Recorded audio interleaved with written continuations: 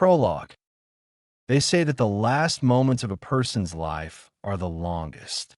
Until now, Naruto had always thought that notion had been ridiculous. He had always believed someone's final moments were quick and short. If he could, he'd laugh at how wrong he was. Time seemed to slow down and freeze. All he could feel was the wetness that soaked his chest. Naruto took this time to ponder this strange feeling. He had wondered what it would feel like when he died. He imagined pain, sadness, but also relief at the thought he would achieve everlasting peace. To tell the truth, he felt the exact opposite. He didn't feel any pain. There was no sadness or relief. Naruto felt regret. His life played like a slideshow in his head, from his harsh childhood to getting his headband, to meeting his team, to the mission in Wave, Sasuke's deep hatred, training with Jiraiya, fighting with the Akatsuki. Everything. Pathetic. None of those things mattered at this point. Nothing did. Naruto regretted everything. There had been so much he missed, so much time wasted. There was only one thing that mattered now, and the harsh truth was the one thing he truly regretted. It wasn't supposed to be like this. Things were supposed to turn out differently. But no, destiny had seen it fit to stomp on his efforts to save the world and keep him from fulfilling the numerous promises he had made and, in his dying state, just broken. Naruto could see the blackness crawling around the borders of his vision. He dropped to his knees. Damn it, this was not meant to happen. This can't happen. Yet had happened. He had failed to stop Madara. He couldn't protect his friends, many of whom had been killed before and during the battle against the ancient Uchiha.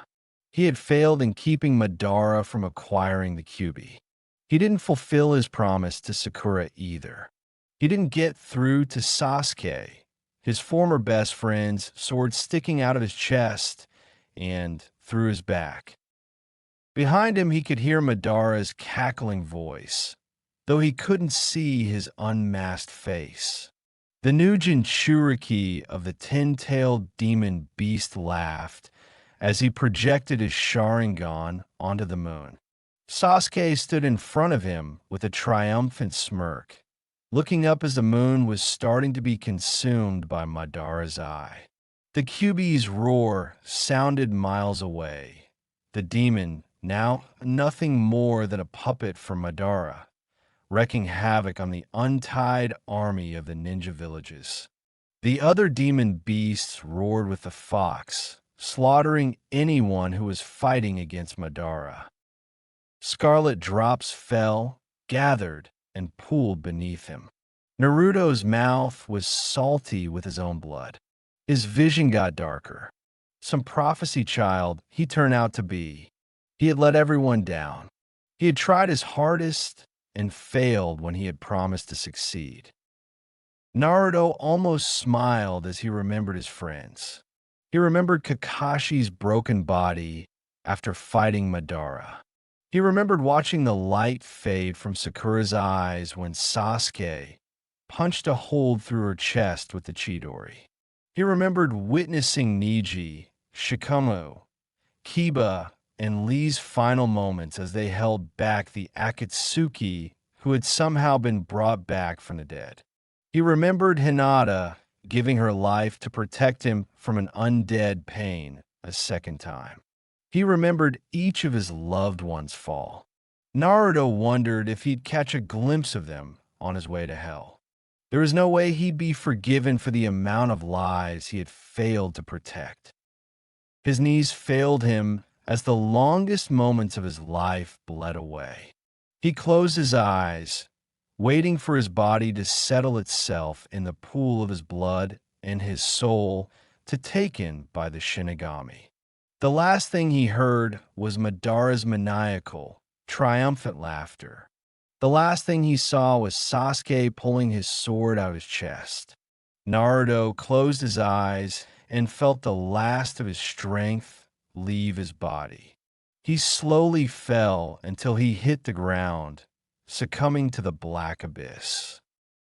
His final words, "It's over," Naruto whispered, not believing the words he knew were true.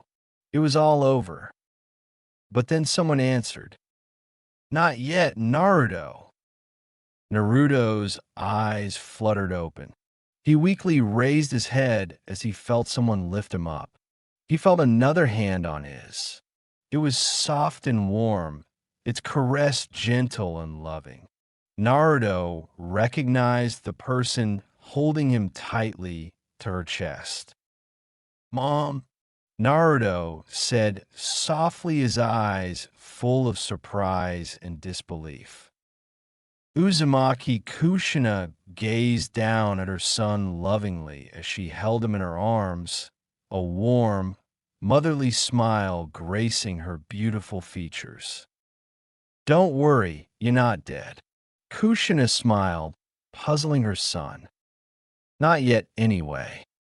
Another familiar voice resounded in his ears. Naruto's eyes widened when his father's form presented itself in front of them. Minato Namikaze smiled down at his son, a sympathetic look on his face. "I'm sorry for all that's happened to you, Naruto, past and present." Minato sighed wistfully. "Mom, Dad, I failed," Naruto whispered, lowering his head in shame. "I'm so sorry." "Naruto, you have nothing to be sorry about." Kushina smiled sadly as she hugged her son. "Everyone makes mistakes."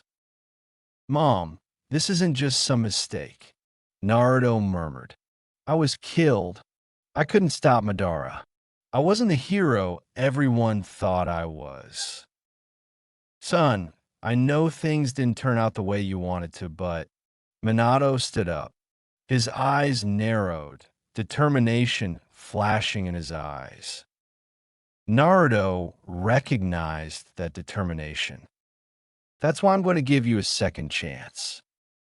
Naruto's eyes widened. He stared up at his father, confusion and wonder evident in his eyes. What did he mean by that? The boy who had been killed suddenly noticed the Shinigami hovering above them. Its Hanya mask stared down at the Uzumaki family, a bony finger pointing at the Yondaime. "Minato!" It hissed. "Kushina, you know what to do."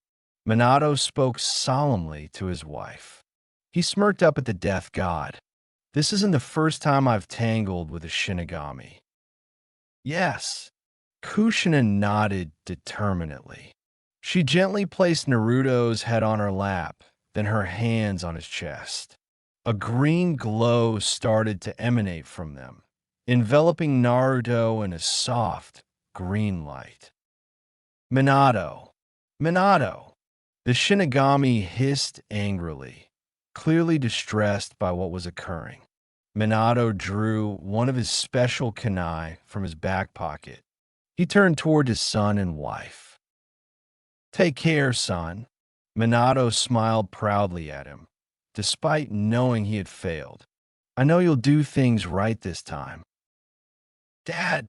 Naruto called out, feeling his strength slowly returning to him. He reached out desperately as his father seemed to get farther and farther away, slowly rising into whatever blackness they were currently in. His mother's presence slowly became fainter and fainter until he felt her gentle hands disappear. "Good luck, Naruto. Become the hero everyone wanted you to be. I know you can do it." His parents' voices echoed around him. "MOM. Dad." The child of prophecy cried out and watched helplessly as the Shinigami let out a cry of fury and lunged towards his father. That was the last thing Naruto saw before the light blinded him, and then everything turned black. E. Naruto, look out! Naruto's eyes widened as his vision came back, Irika's pained expression being the first thing he saw. The man's back had a large shuriken sticking out of it, evidence of Irika's effort to shield Naruto from it. Behind his teacher, he could see Mizuki laughing manically. The demon container also took notice of the familiar weight on his back, surprised that the forbidden art scroll was strapped to his back. Not only that, he was back to being a kid again. Irika's moving mouth and the words coming from it were slowly becoming more coherent to his ears. Gone were his mother and father, but they were replaced with this familiar scene. He couldn't believe it. Time had reset. He was back at the beginning, the night when everything had started from him. Don't listen to him, Naruto. I never hated you. Irika cried, tears streaming down his face. Please, don't let Mizuki have the scroll. Just run. I beg you. For now, Naruto ignored his shock at experiencing the same scene twice in his sensei's words, gently pushing his teacher off of him and removing the shuriken from his back. He glared up at Mizuki, dropping the shuriken to the ground. Oh, giving up Fox. Mizuki sneered, reaching for the other shuriken on his back. Or are you actually trying to fight back? Both Mizuki and Irika were shocked when a smirk made its way to Naruto's face. Would you be surprised if I said yes? Naruto smirked, making a familiar hand sign to perform his signature jutsu. He didn't know what had occurred in the netherworld or what became of his parents. He didn't know why he was back in the past or what his parents had done to make this possible. There was one thing he did know, though. He had been given a second chance, and there was no way in hell he was going to waste it. Reality and memory. Naruto kicked the black and blue form of Mizuki a few times to make sure he was really unconscious. He had beaten him harder than last time, though, so there was really no need to check. Still, reliving this moment still seemed like a dream to him. Now that I think of it, I didn't really take the time to enjoy this the first time around. Naruto smirked to himself. He'd be lying if he said that he didn't love having the opportunity to beat up the cocky bastard a second time. Naruto, oh yes, his sensei. The demon container approached his fallen teacher and gingerly helped him off the ground. His sensei's face was one of awe and disbelief. Irika opened his mouth to speak, but before he got a word out, Naruto felt the need to interrupt. Don't talk now, sensei. Save your strength. Naruto ordered, surprising Irika at the seriousness and intensity in his voice. I'll get you to a hospital so you can get that wound fixed. Some A and B you guys will probably come by and pick up this pitiful guy later. Irika nodded dumbly to his student's words. For some reason, he felt as though Naruto had changed, and it wasn't just because he just pulled off a jutsu only a jounin could do when he had failed his test earlier this morning. He couldn't explain it, but somehow it seemed the troublemaker had matured in the few hours after he'd seen him last. His pose was straighter, and his eyes had an even fiercer spark than before. Despite this, he also seemed exhausted and looked like he was carrying a great weight on his shoulders. Irika was pretty sure it wasn't his weight wasn't responsible for the invisible burden. Maybe it was because of what Mizuki said. It was clear the boy had understood the man's words, and it had explained why the villagers treated him the way they did. But surely Naruto didn't think that Irika hated him for something the demon had done. Naruto and the Kyuubi were two different people, and Naruto shouldn't blame himself for what happened. Iruka opened his mouth to try and reassure the boy. I told you to save it, sensei. Naruto's words made him shut his trap yet again.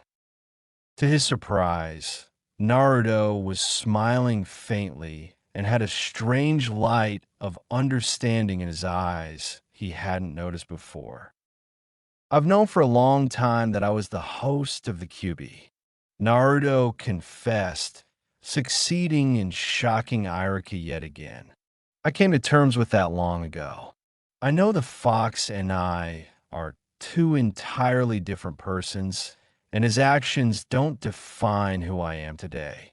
I'm sorry about what happened to your parents, but I know you don't hate me. You're not the kind of person to blame me for something I didn't do and had no control over. It was just surprise after surprise tonight. Iruka couldn't believe how much Naruto seemed to have changed in just a few short hours. To be honest, he'd rather have the knucklehead ninja laughing, cracking jokes, or babbling on about ramen than talking so seriously like this to him. Iruka could do nothing but stare at the boy. Naruto, when did you find out? Iruka wondered. Tonight, Naruto replied, his words confusing the hell out of Iruka. Naruto smirked to himself. He was actually telling the truth in this regard. In his past life, this was the exact night he found out that he was the demon container of the Kyuubi no Yuko. However, he had many years to accept that in his past life too. I don't understand, Iruka muttered, more confused than he had ever been in his entire life. Trust me, sensei, you'd never understand or believe me if I gave you the full story. Naruto chuckled. Iruka was, again, in shock and at a loss for words. So, how does this feel to have a giant shuriken wedged in your spine? Iruka smiled when he saw the youth laugh. He was so much more used to a laughing, childish Naruto than a mature, serious one. Unpleasant. Iruka chuckled, his shock wearing off and the pain in his back becoming more apparent. A question suddenly formed in his head. Naruto, how did you learn the Kage Bunshin technique? What? You think I'd steal a forbidden technique scroll and not look through it?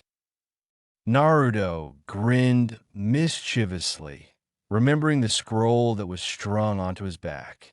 You must not know me very well, sensei. I guess not. Iruka smiled.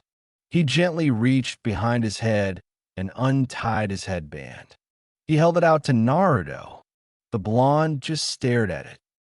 This is your reward for beating Mizuki and learning a great technique. Congratulations, Naruto. You've officially graduated from the academy. He placed it in Naruto's hand. Naruto fingered his old headband. To tell the truth, he couldn't say he was as enthused to get it as he had been before. He wasn't as ecstatic as he was before, because to him it just felt like an old memory. He didn't feel happy, but nostalgic. Of course, that wasn't necessarily a bad feeling. Still, for Iruka's sake, he smiled happily for his sensei. Wow, I'm finally a ninja. Thank you, Iruka sensei. Thank you so much. Iruka chuckled. The expression on the boy's face made him feel like a proud sensei. Naruto shoved it in his pocket, with one arm supporting his sensei and the other returning to carry the forbidden art scroll on his back. He couldn't exactly return it to its old position on his forehead at the moment. For now, he would get his sensei to a hospital and then return the scroll to the old man. E. Naruto stood outside the door to the Hokage's office. His ninja headband was displayed proudly on his forehead. He had left the goggles he used to wear with Iruka as a parting gift and a thank you for his years in the academy. He held the forbidden art scroll in his shaking hands. On his way here, he had realized this would be his first time seeing the old man in many years. The last time he had seen the Sandaime was during his funeral after Orochimaru had killed the man who had been like a father to him since his youth. It was only after standing in front the door to his office for the past 10 minutes that Naruto realized he was afraid. To him, this was a wake-up call. So far, all of this had seemed like a dream to him. To relive an event that had almost been forgotten as time passed and more battles were fought seemed so unreal to him. Naruto was afraid that if he opened the door, his dream would shatter and he'd find himself inside the belly of the Shinigami with his parents. How cruel would that be, to find that all of this was just an illusion? On the other hand, if this was all real and he really was back to where everything really started for him, he didn't know if he could contain his joy in front of the old man. There was no way he'd understand if he just waltzed in there, took one look at the man he believed was dead, and broke down in tears of joy. Naruto took a deep breath, preparing himself for whatever might come out of this. He slowly grasped the handles of the door and pushed his way inside. Naruto, so nice of you to decide to return the scroll you stole from me.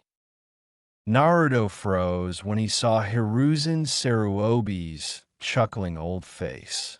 He immediately bowed his head in respect, which was actually done to keep the old man from seeing the tears start to gather in the corners of his eyes. It's real. Now, Naruto, there's no need for that.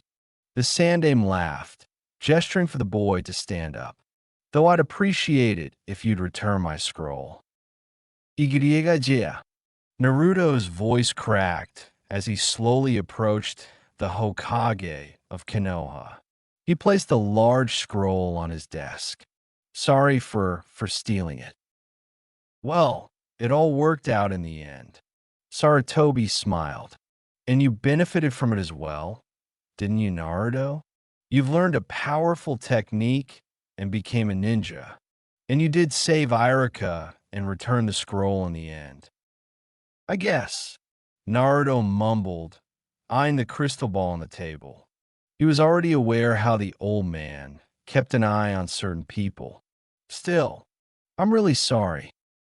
Naruto wasn't just apologizing for stealing the scroll. He was also apologizing for putting a stain on the old man's grave in his past life, for failing to protect people he had vowed to protect. He was also apologizing for letting the kind Hokage die in his past life. He had to leave quickly before he started crying. What's done is done. Sarutobi smiled. You can't change the past. I intend to. Thank you, Hokage-sama. Naruto smiled. Sarutobi arched an eyebrow at the boy's respect, something he had never showed him before. I have to go now. I'll see you around, yeah. Sarutobi watched intently as Naruto left his office. Something about the youth had changed. And it wasn't just because of his being told he had a demon sealed inside him. He couldn't quite place it, but he knew Naruto had matured in some strange way. The Hokage of Konoha smiled to himself. Maybe he's really on the path to becoming a true shinobi. Well, here's one thing that hasn't changed. Naruto grumbled disdainfully as he gazed upon his old, crappy apartment building. Garbage still littered the place, doors and windows were broken, and he could already smell what he imagined to be skunks juggling dead raccoons somewhere in the vicinity. Naruto sighed as made his way up the stairs to his room. He had a lot to think about. He needed time to organize his thoughts and think about what to do about his current situation. He wasn't given a second life to relive all his pain and suffering a second time. He knew he had to find some way to change things, but how should he go about doing it? He remembered that in a few mangas he had read as a kid, if you change the past, it would drastically affect the future in good and bad ways. Naruto wondered if he should try and stick to what had happened before with a few variations here and there, or try and change everything completely, using whatever radical and drastic measures necessary. Damn it, this is going to be tough by myself, Naruto grumbled, wishing he had Shikamaru or someone else to make some sort of plan for him. He opened the door to his apartment and threw off the shirt part of his jumpsuit. He'd think about these things tomorrow after he got some sleep. Welcome home, Naruto-sama. What the hell? Naruto jumped as he heard a voice come from his kitchen. He quickly drew a kunai from his back pouch. Who's there? Calm yourself. I would never think of harming you in any way. The voice, Naruto identified as a feminine one, said reassuringly. I'll present myself to you now. Naruto watched in a dumb stupor as a white fox slowly trotted out of his kitchen and sat before him. The demon container stared down at the creature stupidly. What the fuck was this? I'm sorry, does this form not please you? The fox asked gently, shocking Naruto out of his wits. It's not that. It's just that I don't usually find myself talking to a talking fox that just came out of my kitchen. Naruto smiled sheepishly, scratching the back of his head. Holy shit, he was actually talking back to it. I see. Then would this be more acceptable? Naruto watched with fascination as the white fox transformed before his very eyes. It lost its fur and snout, grew taller until its head met the tip of his nose. Its features slowly became more human as its paws were replaced with feet and hands. It lost its white fur and was given creamy white skin. Her white human hair was tied up with a clip in a style that reminded him of Anko's, only longer and less wild. At the end of this transformation, Naruto was left to stare a beautiful, white-haired girl in an orange kimono with a kodachi held to her chest. The only non-human feature that remained was two fox ears sticking out on the top of her head. Her pale, creamy skin seemed to give off a faint glow, illuminating his dark, dingy apartment a bit. Is this form suitable to you, Naruto-sama? The girl asked, her eyes looking up at him. I mostly use my animal guise to be discreet, but if you prefer this form, it's fine. Igiriga, you, look fine to me. Naruto mumbled. Fine was an understatement. She was beautiful. He wasn't surprised to find he was blushing. What are you doing in my house, if you don't mind me asking? Of course. The girl nodded. I am Yuzura, an Inari Kitsune who has been asked by Minato Namikaze and Kushina Uzumaki to protect and serve their son. My mom and dad? Naruto asked, shocked by what she had said. Yes. Yuzura nodded. She bowed before the stupefied youth. I now pledge to serve under my new master, Naruto-sama, and see to it that his dreams and ambitions are realized and help change this world for the better. You want to be my servant? Naruto asked in disbelief. It is what my heart truly desires most. Yuzura said softly as Naruto made her stand up again. Her purple eyes gazed deeply into Naruto's blue ones. I promise to serve you faithfully until the day that I die. Naruto only had one thought going through his mind. This was not what I expected to happen. This was an unexpected event. Never once did Naruto think that anything like this would happen to him. The only talking fox he had ever known was the QB, and he didn't transform into a beautiful girl like this one did. Not only that, but she was offering to be his servant. This was something that didn't occur in his past life, and it scared the hell out of him. Okay, let's back up for a minute. Naruto stated firmly, trying to calm himself down. Yuzura tilted her head to side curiously. Is something amiss, Naruto-sama? The girl asked, clearly puzzled by his distress. Just sit down. I need a moment to think about this. Naruto asked as politely as he could, gesturing towards his bed.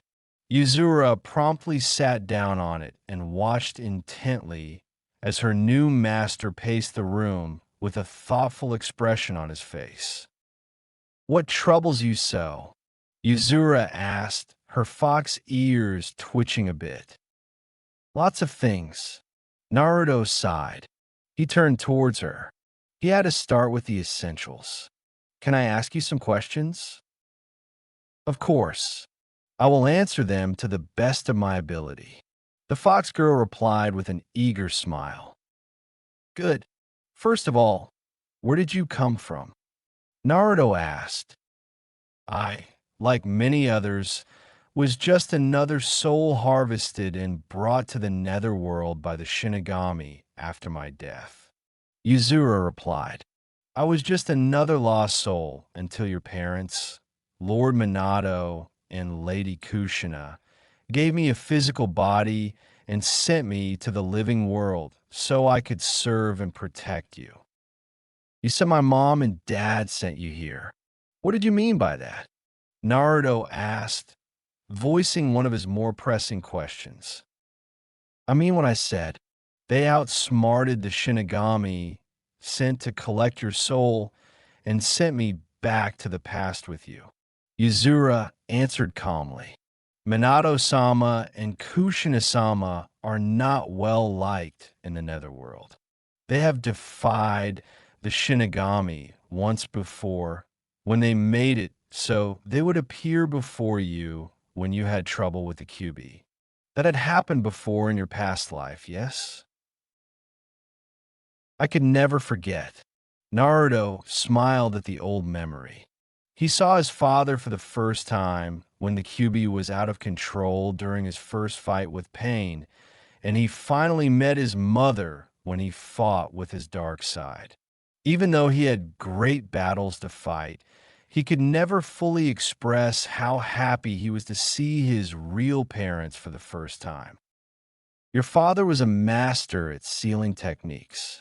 Because of the seal he placed on you, a part of your parents' souls would always be with you in case you needed help, even after they had made their brief appearance before you. Yuzura explained, I was sent here with you through the very seal they had created to seal the QB. As I said before, a part of your parents' life force would always stay with you because of the seal. Yuzura continued.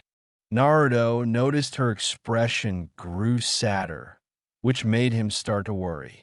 From the afterlife, they felt you die. They knew of your failure the moment your soul moved to the next world. When I died, Naruto whispered, but I'm here now, aren't I? Yes, thanks to your parents. Yuzura said softly. When you died and they were able to meet you again, they modified your seal before the Shinigami could claim your soul. Modified my seal? Naruto said, arching an eyebrow. The evidence is right in front of you, Naruto-sama. The fox girl insisted. It is inscribed on your body, just as before. Naruto looked down at his stomach. He saw his seal as it had been before he had broken it to free the QB. However, something about it had changed. There were spiky marks circling around the spiral, which had gained smaller swirls inside it. It looked more like a sun than a swirl now.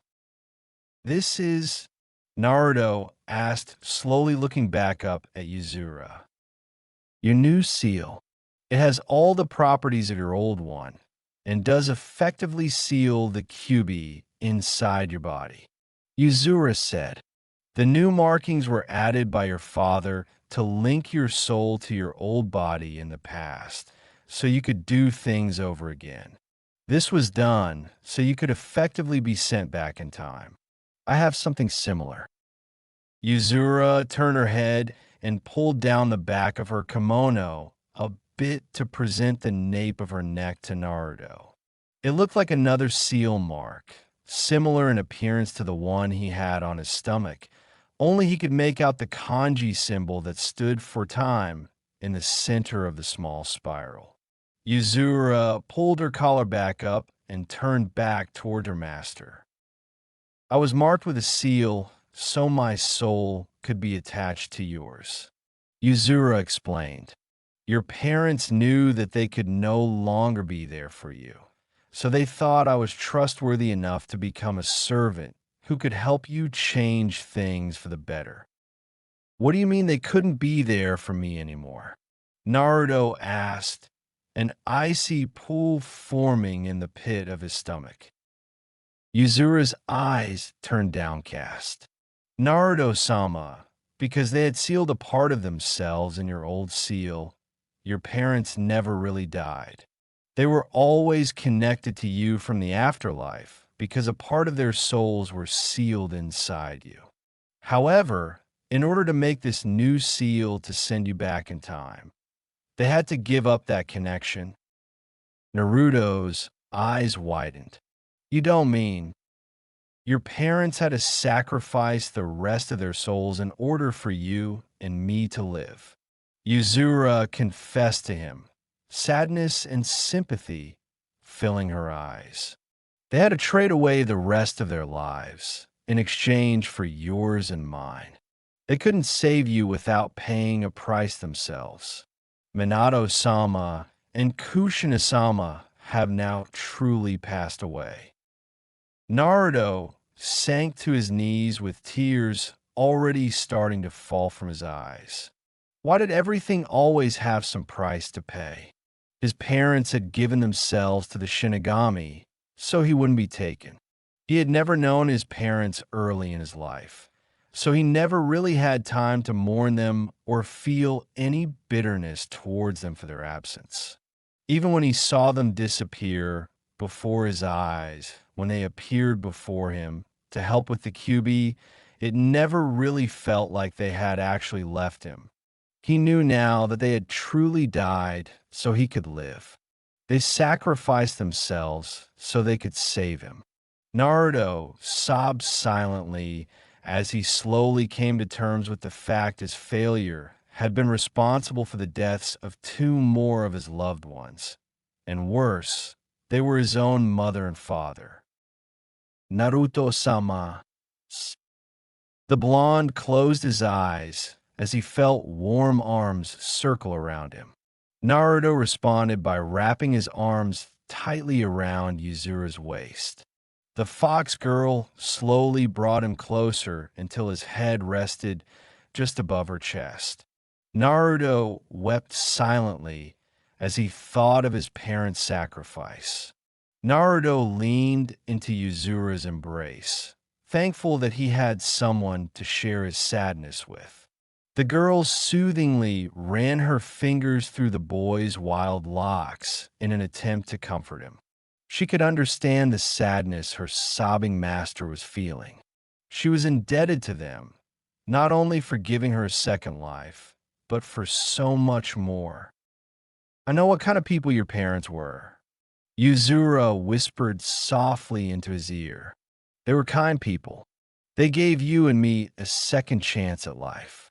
You aren't going to waste that, are you?" "No, never." Naruto shook his head as he stood up, bringing Yuzura up with him. "They were great parents. They may not have been around when I was small, but I know that they loved me. I just hope they know that I've always loved them, and I always will. So what do you intend to do? Yuzura asked, softly brushing away the last of his tears. Make sure things go the way I want this time. Naruto said, there were so many things that needed to be fixed. The problem was finding a way to go about doing that. The resurrected teen glanced at the girl beside him. She looked around the room curiously. Naruto remembered why she was here and what she had declared when she had introduced herself. So, you said you wanted to be my servant? Naruto asked slowly, afraid he might say something to offend her. Yes, Naruto-sama is my new master. Yuzura affirmed with a nod of her head. That's great and all, but I'm not really looking for servants, so Naruto trailed off.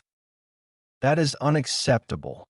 Minato-sama and Kushina-sama told me to help you, and that is what I intend to do.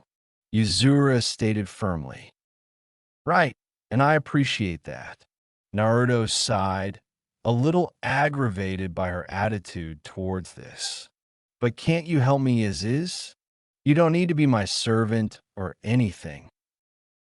My kind has always been charged to protect those we have sworn our loyalty to. It was not only because I am indebted to your parents that I offer my services to you. As I have said, this is what I also desire, Yuzura stated, surprising him with her eager tone. I really don't see the point in having a servant, and I've never even thought of having one. Naruto replied, expressing his discomfort at the very idea. He was allergic to the thought of treating people like they were below him. I am confident in what little skills I have, Yuzura insisted, ignoring his words. I can cook, clean, have some skill with the sword. She gestured to the kodachi in her hands, and I can also dispose of bodies if need be. That's nice.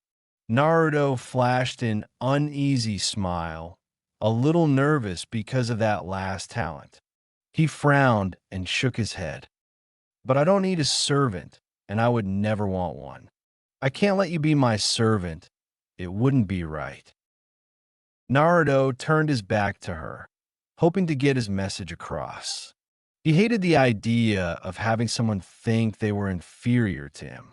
To him, she should be seen as his equal. Is Naruto-sama bothered by my presence? The boy's eyes widened when he heard sniffling. He rotated 360 degrees and was shocked to find the fox girl silently sobbing to herself.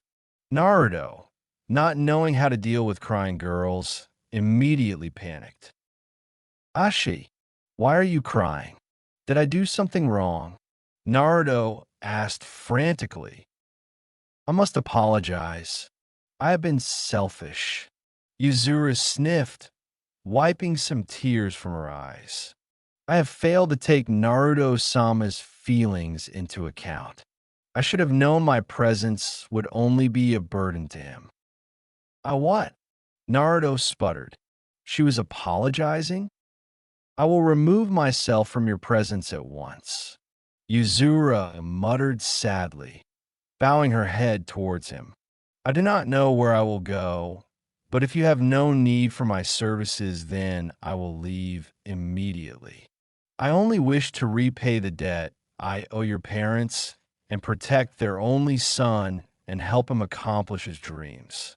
If you'll excuse me. Wait. Naruto grabbed her wrist as she made an attempt to leave. Yuzura turned to him with misty eyes. Is there something you want? Yuzura asked with a bit of hope in her voice. You don't make me uncomfortable at all, Yuzura. Naruto sighed. But do you really have to be my servant? Can't we just be partners? I have offered myself as your servant. Isn't that the same thing? Yuzura asked curiously. No, it's Naruto sighed in frustration. This girl was pretty difficult to deal with. But there must have been a reason why his parents sent her all the way from the land of the dead to help him out. And if she really wanted to be his servant, will my agreeing to letting you be my servant make you happy? Naruto asked. Yes, it would be an honor. Yuzura nodded fiercely. Then, Naruto Uzumaki, accept you, Yuzura, as my servant. Naruto groaned out reluctantly. Happy. Thank you for accepting me, Naruto-sama. Yuzura beamed as she bowed deeply before him. I am in your care from this day forward. Yeah, just a few things though. Naruto said, raising a finger. You may be my servant, but you're going to be my partner too. I will treat you as an equal, not a slave, okay? Naruto-sama's kindness is touching. I will not abuse it. Yuzura smiled. Ah, that's the other thing. Naruto frowned. Drop the honorifics. It's not like I'm a king or anything. I will have to politely refuse, Naruto-sama. Yuzura said, shaking her head. I could never refer to my master in such a blunt manner. Seriously, just Naruto. Naruto pleaded. You're my new master, Naruto-sama. Just Naruto. Naruto-sama. Naruto. Naruto-sama. Naruto, the boy yelled. Naruto dash. Stop, Naruto shouted, silencing her. 3, 2, 1. Sama. I'm not. Whatever. Naruto sighed. Other than having some fox girl as his servant, this was just another thing he'd have to get used to. He. Naruto was surprised to find Yuzura giggling softly to herself. What did she find so funny? Naruto-sama is amusing. Yuzura giggled. To be bothered by such a trivial matter.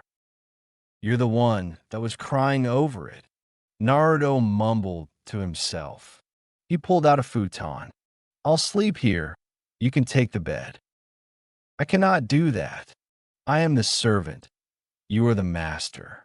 I will take the futon. Thank you. Naruto sighed, deciding that agreeing with her was better than arguing about it. He threw himself on his bed and folded his hands behind his head, looking up at the ceiling. I can't believe I'm really back at the beginning. Naruto whispered softly. A miracle your parents have caused, and their last blessing to you. Yuzura said, do you have any idea how to start? I know what I want to keep from happening, but I don't know how I should change events. Naruto muttered. When I think about it, there are a lot of things I want to change. There are so many that I don't know if I'll be able to change them all. I will help in any way I can, Yuzura assured her master. Don't take on too many things at once. You should start out small and slowly work your way up. I guess you're right. Naruto sighed. Naruto-sama, there's something else you should know, Yuzura said, sitting up on her futon. The blonde turned his head towards the white-haired girl. Only you know of the life you once lived. No one else knows of the difficulties you faced in your past life. However, you may share your memories with others if you wish. What? The prime reason your parents sent me to help you is because of a certain ability that I possess. I have a special technique that allows me to dive into a person's mind, Yuzura said, staring into his eyes. This also allows me to share my memories with another person or share your memories with another person. So if you feel like there is a person who can help us, if I share my memories with that person, they'll know about what happened in my past life. I could give them their old memories. Naruto finished, realizing what this could mean. He could restore the memories of his friends. They could all band together and fight the threat that existed somewhere in the world. They could prepare for Orochimaru, the Akatsuki, and Madara. This was perfect. I would suggest you use my power wisely, Naruto-sama, Yuzura said with a deathly serious look in her eyes, forcing him to abandon his happy train of thought. Memory is something that should usually be kept to oneself. Depending on the person, this power could be a curse or a blessing. It may not be best to remind someone of who they were in a past life. Naruto could actually see the truth behind her words. He had to be careful about who he shared his memories with. If he shared his memory with someone like Kakashi or the Sandaime, they might help him. If he were to share his memories with Sasuke, he might betray him for power and killing again. Someone like Sakura might act rashly and make a scenario harder to change. Now wasn't the time to make hasty decisions about sharing his memories. He would have to think long and hard about the matter if he wanted to share his memories with any of his friends. He had to choose those who could truly be trusted. I'll have to be very careful. Naruto agreed. Thanks for telling me, Yuzura. I'm happy to be of use. Yuzura smiled. There's one other thing. A message your father wanted me to tell you. Really? Naruto asked, sitting up. What was it? Just do what you feel is right. Yuzura answered. That's all. Ah, I'll try my best. Some of my decisions in the past weren't the best, but I'll try and change things for a better future. Naruto smiled. He leaned over to turn off the lamp next to his bed. You'll help me, won't you, Yuzura? I'll do whatever I can.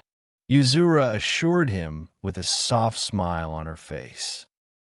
Thank you. Naruto gave her a warm smile, truly grateful he had a partner in this. Good night, Yuzura. Sweet dreams, Naruto-sama. Tomorrow is when it will all start anew. I will change things for the better. I promise to not let my parents' sacrifice go to waste. I'll save everyone this time around. This is one promise I won't break this time around. New first impressions. Naruto yawned as he slowly woke up. Thoughts on what to do about his situation already swarmed in his head. Rubbing his temples in a vain attempt to calm his mind, he thought back to the number of events that had occurred just yesterday night.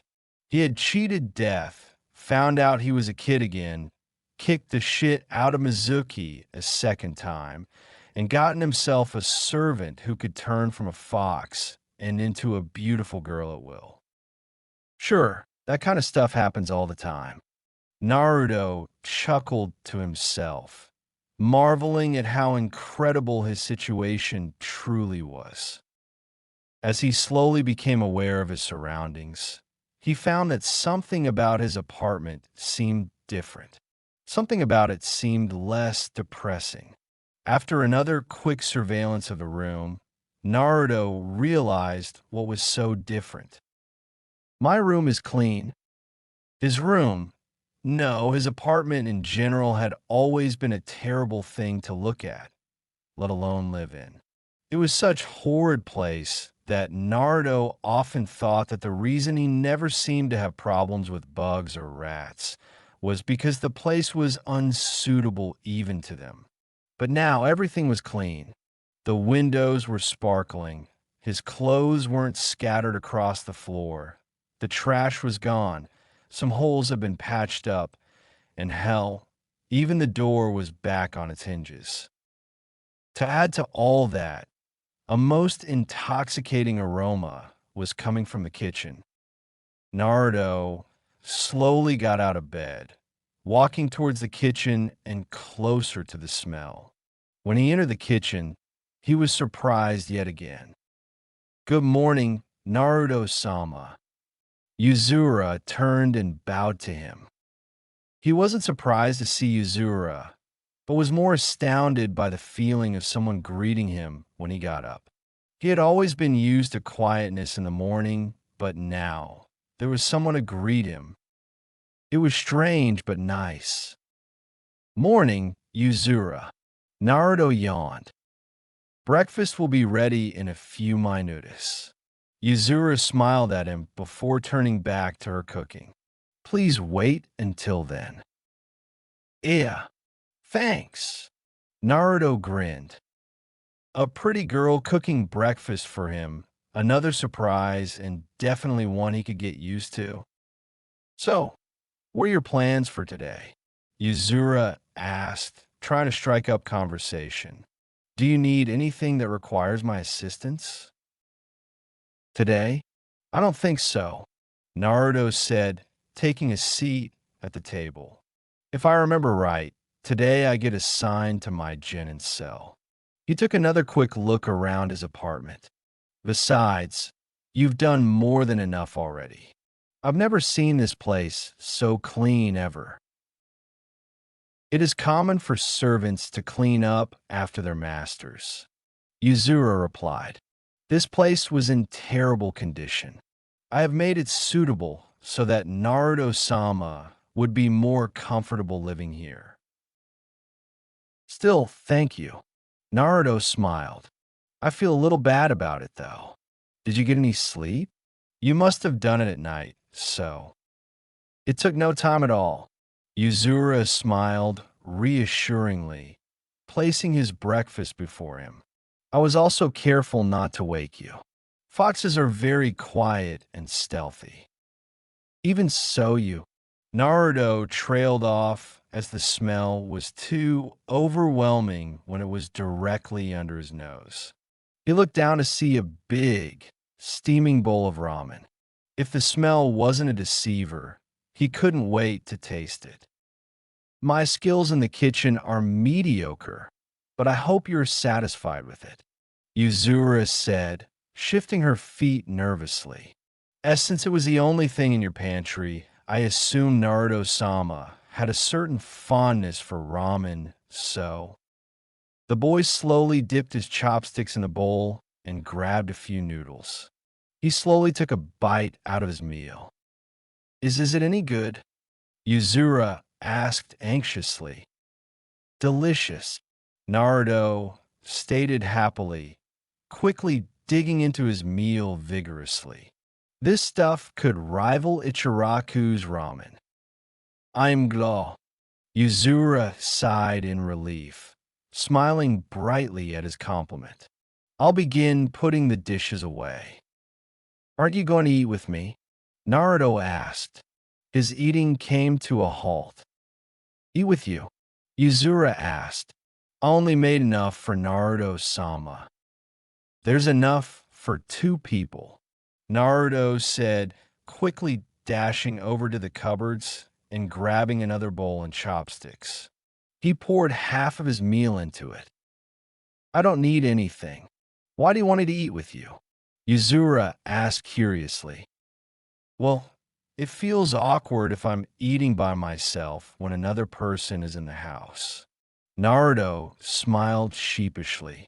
Besides, I'll feel even worse about you cleaning my room and cooking me this great breakfast if I don't share with you. But I made it for you, not me, Yuzura protested.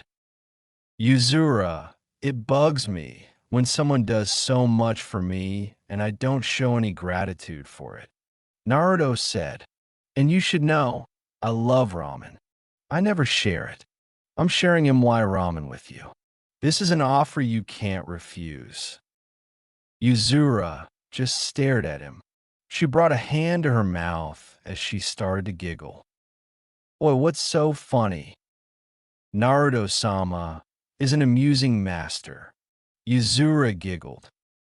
You said something similar last night. Naruto grumbled. Fine, if Naruto-sama permits it, I will eat with him, she said with a smile as she took her bowl. I permit it. Naruto said, rolling his eyes. This whole servant and master relationship wasn't something he would entertain. I'm glad that I've learned so much about you already. Yuzura smiled. Naruto arched an eyebrow at her. I look forward to finding out more about my new master. And I look forward to getting to know my new friend better. Naruto replied. Friend, Yuzura mouthed, the words sounding strange and foreign to her. She looked down at her meal and back at Naruto. What is it? Naruto asked uneasily. Her gaze was making him a little uncomfortable. Naruto arched an eyebrow when she bowed her head with a red face. Naruto-sama is a really kind person, Yuzura said quietly. Huh? I couldn't hear that. Naruto was going to ask her to repeat what she had said until he noticed he lacked one article of clothing. Oh, I'll go put on a shirt. Why? Why? Naruto repeated, surprised by her question. Because it's not fitting for a guy to be in front of a girl without all his clothes on. But it's your house. Yes, but that doesn't change the fact that it's still impolite. Oh, Yuzura nodded in understanding. Naruto quickly made a dash for his room. Yuzura? Yes, Naruto-sama. Where are my clothes? Naruto asked, only finding his socks and boxers in his dresser. I threw them out. You what? Naruto shouted, running back into the kitchen and staring at her incredulously. Why? I did not know if you were aware of this, but your dresser was filled with bright orange jumpsuits. Yuzura replied calmly, fixing him with a serious gaze. I had assumed it was because Naruto-sama couldn't afford clothing more suitable for a ninja. Suitable? Yes. I can only imagine how difficult it would be to remain stealthy while wearing an ugly thing like that. Enemies would spot you from a mile away. Ugly? So last night, I took the liberty of getting you clothes befitting for a ninja. Yuzura reported happily. They are waiting for you next to your bed. I am confident that you will be able to move easily in them, and I hope they are to your liking. Thank you. Naruto smiled weakly, moving over to the desk next to his bag to pull on his new clothes. His old clothes didn't look that bad, did they? Still, the words Yuzura had used to describe his old clothes made him start to question his fashion sense. Well, at least he could still confidently say that he had better fashion sense than Lee. Right? E. Naruto stepped into his old room in the academy, wearing loose cargo pants and a black t-shirt. He smiled at the sight of all his old friends. This was back before all their trouble started, in a time where he had just been happy being a ninja. Everyone in this room but him was blissfully unaware of what a cruel, harsh life a ninja would have to lead. They didn't know about the pain and suffering a ninja would experience sometime in their lives. No one here knew about the Akatsuki or Orochimaru. I really missed these peaceful days. Get away from MY Sasuke-kun, Ino Pig. Sakura's shrill, immature voice was like music to his ears. Naruto smiled fondly at his old teammates.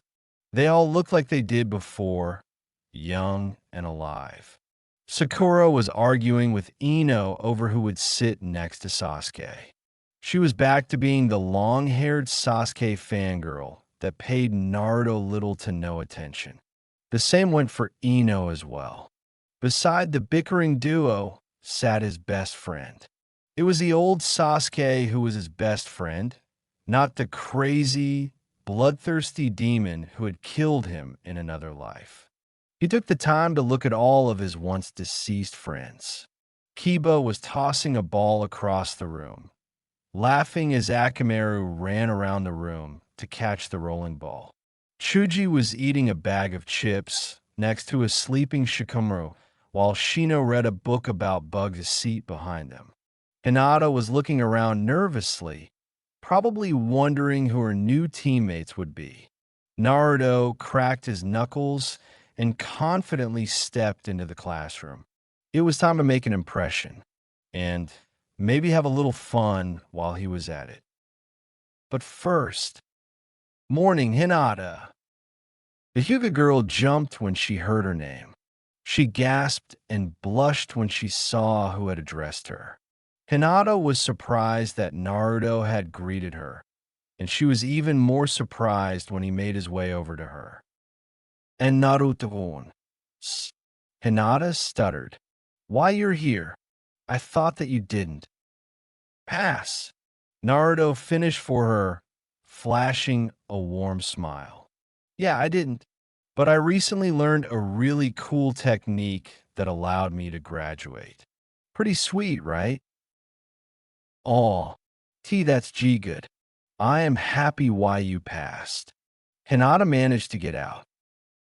Hinata was overjoyed that her crush was talking to her, but she couldn't imagine what reason he had for doing so. Maybe he was just being friendly? Still, he had never shown her any interest before. Hell, she had always thought that Naruto didn't even know who she was or that she even existed. Yet, here he was talking to her. Miraculously, he was still talking to her. So, is there anyone you want to be on a team with? Naruto asked curiously. Everyone is nice, so it doesn't really matter to me. Hinata smiled, trying to keep herself from fainting. Secretly, she wanted to be on Naruto's team. Not that she'd ever tell him that. Is there, anyone you have in mind in Naruto-kun? There are a few I prefer, Naruto replied, looking around.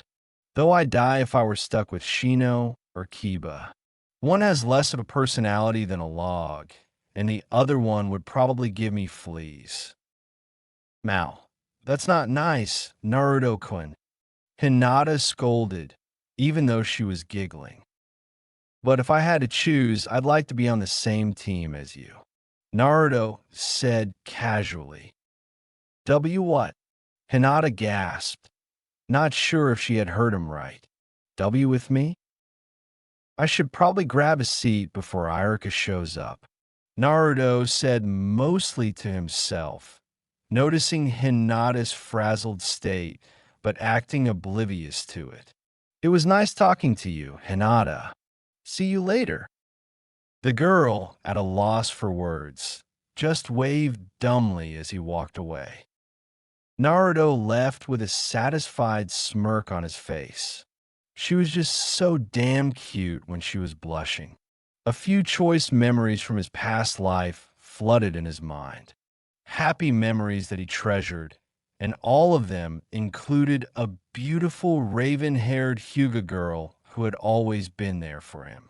The girl that had always loved him. XXXXX. Naruto, how are you feeling? Hinata asked, sitting down beside him. Anxious, excited, worried. I'm feeling lots of things right now. Naruto sighed, running his hands through his blonde shock of hair. The two ninja were sitting atop a hill just outside the village. Both looked up at the night sky. There was an abundance of stars out tonight, and a full moon too. They would be able to appreciate the beauty of it all if tomorrow's events weren't clouding their minds. Madara plans to dominate the world by projecting his Mangekyo Sharingan on the moon. Naruto repeated Madara's plan that he and the other Kages had gone over numerous times. To do so, He'll use the demonic statue of the outer path and fuse the 9 demon beasts into their original 10-tailed demon beast form and become its Jinchuriki so he can gain enough power to hypnotize everyone in the world to achieve peace. A fake, hollow peace with no meaning. Tomorrow, we launch the attack. It's the first time all of the ninja countries have ever united together, Hinata remarked. She smiled at the boy who had made it all possible. Wouldn't it be nice if everything stayed like this even after we defeat Madara? That would be. Naruto chuckled. Bee and Gaara would love the idea. I might be able to get the Mizukage to agree, but that stubborn old Sachikage would never agree to it. Naruto sighed and stared up at the starry night sky. Things would have gone a lot smoother if it wasn't for Bee's brother, the Reikage. Bee is a better leader than that power-hungry fool ever was, Hinata said with distaste, remembering how the Reikage had been swayed by Kabuto's promises of power and betrayed their alliance. He won't be bothering us now, though. Yeah, but now Madara's got the undead Akatsuki on his side thanks to Kabuto, not to mention a good majority of the Lightning Country and other crazy followers. It's going to make the fighting much tougher. Naruto sighed. His face held a melancholy expression. And I'll finally have that rematch with Sasuke tomorrow. What are you going to do about him? Hinata asked. I still want to save him, but Naruto trailed off. He closed his eyes. People keep telling me one of us is going to die in that fight. I want to save him, but not if it ends up costing any lives. I don't want to lose anyone. You won't, Hinata reassured, taking one of his hands into both of hers. Naruto, you'll help us through this fight. You've gained so many allies and have so many friends who support you. You're the first person who has ever united the 5 villages together, and Tsunade has named you as her successor. Once the battle is finished, you'll be the new Hokage. You've finally accomplished your dream. You should be confident, not sad. I know. I should be. Naruto smiled. I finally have everything I've always wanted. I have friends, people respect me. I'm going to be the next Hokage, and I've got a great girl who loves me. Naruto smiled warmly at the Hyuga girl, causing her to blush. Naruto turned away, but I just can't shake this uneasy feeling in my chest. Naruto, I'm afraid some of us won't make it back. I'm afraid I'm not going to make it back. Don't say that. You know, I never did give you a reply to your confession, did I? Naruto said, smiling at Hinata. The girl blushed. The two had talked about it, and it was clear what she felt towards the future Hokage, but he had never given her a proper answer. Small talks, an infrequent holding of hands, and small moments like these were all they had, yet he had never actually responded to her confession when she protected him from pain. Hinata, I treasure every moment I spend together with you. Every time I see your smile, I think that I'm the luckiest guy in the world for having someone as beautiful as you love me. Naruto said. He gently held her hands in his and leaned his face closer to hers. And Naruto, Hinata whispered softly, her blush lighting up her face. I don't know what tomorrow's battle will be like, but I do know I want to spend every remaining moment I have with you, Naruto said softly. His face slowly got closer and closer to hers. Hinata leaned forward, her eyes closing only halfway. So, I want to make it very clear to you that His confession was followed by their first kiss. They had spent their final night together in each other's arms. The next day, they had their final kiss when she lay dying in his arms. A few hours later was when he died, remembering her and all his friends who had died before him and whom he had failed to protect due to his weakness and indecision. XXXXX. I'll never forget those moments with you, Naruto thought wistfully. He silently vowed to make new ones with this new life. He gazed up determinedly at his next targets, his old teammates, Sakura and Sasuke. The first thing he had to do was get back the bond he shared with his teammates. Naruto put on his best smile as he approached the bickering Sasuke fangirls known as Sakura and Ino. "Morning, Ino, Sakura," Naruto greeted, slowing to a more casual pace as he approached them. The two girls gave a quick glance in his direction. Sakura gave an unladylike snort when she realized who exactly was addressing her. Ino was also visibly distressed by the blonde's sudden appearance and wrinkled her nose in disgust. "Naruto, what are you doing here? In case you didn't know, you were only supposed to attend class today if you passed the graduation exams." Ino sneered at him. "Yeah, you couldn't even make one clone," Sakura said, pointing at him mockingly. "Well, in case you didn't notice, I have a headband on." Naruto smiled, gesturing to his forehead. "I learned a little trick that allowed me to graduate, so here I am." "No way," Ino said disbelievingly. "Yes way. Now if you'll excuse me." Naruto went around the two girls and sat in the seat beside Sasuke. The Uchiha paid him no mind and continued to stare straight ahead. Naruto smiled and casually kicked his feet up on the desk to relax. He turned his head towards Sasuke, who was trying to burn a hole in the wall with his glare. "What is it about the wall you find so fascinating?" Naruto asked the boy next to him jokingly. Sasuke grunted in response and closed his eyes. "Hey, that's my seat, Naruto!" Sakura shouted. "What are you talking about, forehead girl? That seat is mine." Ino countered. "I'm Naruto, by the way."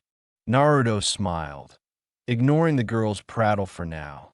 He jabbed a thumb backwards. "And in case you haven't noticed, you've got two pretty girls fighting over you." Sasuke didn't even look at him. Sakura and Ino blushed at Naruto's unexpected compliment, but they were not so flattered as to give up the only remaining seat next to their beloved Sasuke. Just as they were about to start threatening the blonde, Naruto decided to open his mouth. He turned towards the two girls and fixed them with a serious gaze. "Sorry, ladies, it looks like I have some bad news." Naruto frowned at them. "It would appear that our dear friend Sasuke is gay." "I'm what?" Sasuke shouted, standing up. The class instantly grew silent. All eyes were suddenly on the Uchiha. It wasn't just because of Naruto's sudden accusation, but it was the first time the stoic boy had ever shown any real emotion in front of anyone. Naruto held his hands up in defense. "Whoa, no need to get so worked up. I mean, it's just something I concluded through observation." Naruto said defensively. "What are you talking about?" the Uchiha demanded. "Dude, you'd have to be some kind of homosexual if you don't react to this," Naruto said, gesturing to Sakura and Ino. "Not just them, but almost every girl in the academy literally throw themselves at you every day, and you show absolutely no interest in them. You don't even smile to show you appreciate what most guys envy you for. So I just assumed that you prefer a man's warm embrace rather than a girl's." "Screw you. I'm straight," Sasuke yelled, glaring at the boy. "Some attitude you've got there. I can see that you'll make one man very happy one day. Naruto smirked. By now, most guys in the rooms were snickering at the uncharacteristically distressed Uchiha and Naruto's wild, if somewhat plausible accusation. Almost all the girls had looks of distress on their faces, almost looking like they believed Naruto. The demon container snickered to himself. This was way better than the original scenario when he had tried to have a staring contest with Sasuke on his desk. That had turned out badly for both of them, and he was still disgusted by the memory. This was a lot funnier. Is it true, Sasuke-kun? Ino asked fearfully. Are you really like that? He's an idiot. Don't listen to a word he says. Sasuke protested desperately. They say denial is the first stage. Naruto taunted, earning horrified gasps from the girls and laughter from the guys. Shut up. Why would you think Dash? Morning class. Irika smiled as he stepped into the classroom. You would have never guessed he had surgery for his back the night before. He looked completely healthy. As Irika made his way to his desk, he was mildly surprised to find the class in an uproar. Wow, everyone sure is excited today. Sasuke, is there something wrong? And nothing wrong, sensei. Sasuke replied, quickly regaining his composure and returning to his seat. He quietly folded his hands in front of him. Nothing at all. Yeah, we just learned something new about our friend Sasuke today. Naruto said loudly, earning chuckles from the majority of the male population of the class and worried looks from the females. Shut it, dope. Sasuke growled, launching a hard dig on the boy's arm. Naruto chuckled as he rubbed the sore spot on his arm. Settle down, Irika ordered, fixing the class with a stern gaze. He was a little thrown off by how worked up Sasuke seemed to be, but he felt like he shouldn't question it. Could everyone please take their seats? Everyone sat down. Sakura quickly grabbed the seat next to Naruto, forcing Ino to take the empty one next to Shikamaru. Irika pulled out a list naming the teams and their Jonin teachers. Naruto smiled to himself. He already knew what the teams would be. I will now read off the teams you'll be in. Irika announced. Team 7 under Kakashi Hatake will be Sakura, Haruno, Uchiha, Sasuke. Yes, Sakura shouted in triumph and joy, earning collective groans and whines from many of the females in the class and an indignant shout from Ino. And Uzumaki Naruto. Irika finished. Sakura groaned when she heard who her third teammate was. Sasuke appeared indifferent while Naruto just shrugged and gave the pink-haired girl a light smile. A few seats below them, a certain Hyuga lowered her head in disappointment. This means I won't be with Naruto. Hinata mumbled quietly to herself. Team 8 under Kurenai Yuhi will consist of Aburame, Shino, Hyuga, Hinata, and Inuzuka Kiba. Irika continued. Hinata almost fell over in her seat. Stranger teammates were the two people Naruto had joked about before. The girl turned around to glance at her new companions. Kiba sneezed and snorted while Shino sat in his seat, looking as emotionless as ever.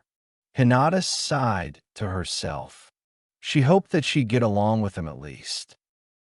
Ino was more distressed when she found out the lazy Shikamaru and fat boy Chuji were on her team. Later, she'd be far less impressed with her sensei, Asuma Sarutobi, than she was with her two teammates. I'll be giving all of the teams their papers stating where you'll be meeting your senseis. Irika announced after he finished naming the teams. You are to go to these locations immediately after I have dismissed you all from class. Irika proceeded to hand out papers to their respective teams. After doing so, the teacher smiled at the students he'd taught for the past few years.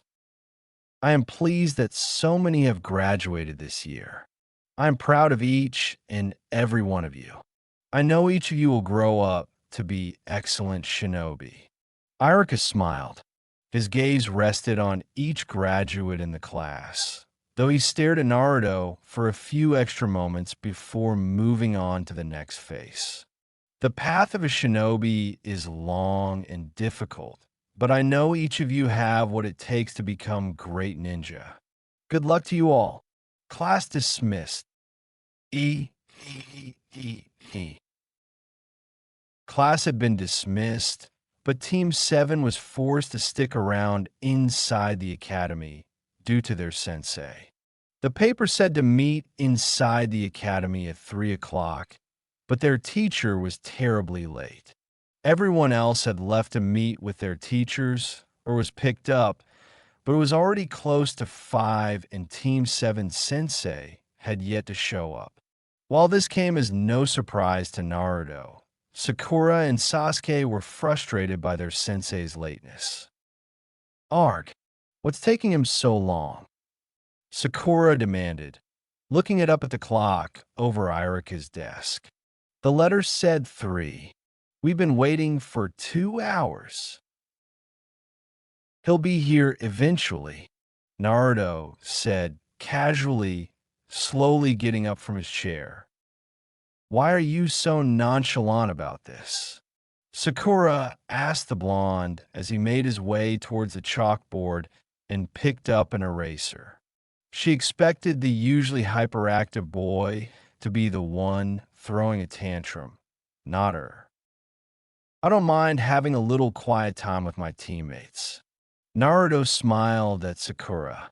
The girl blinked at the boy's warm attitude and was surprised by the way his was acting.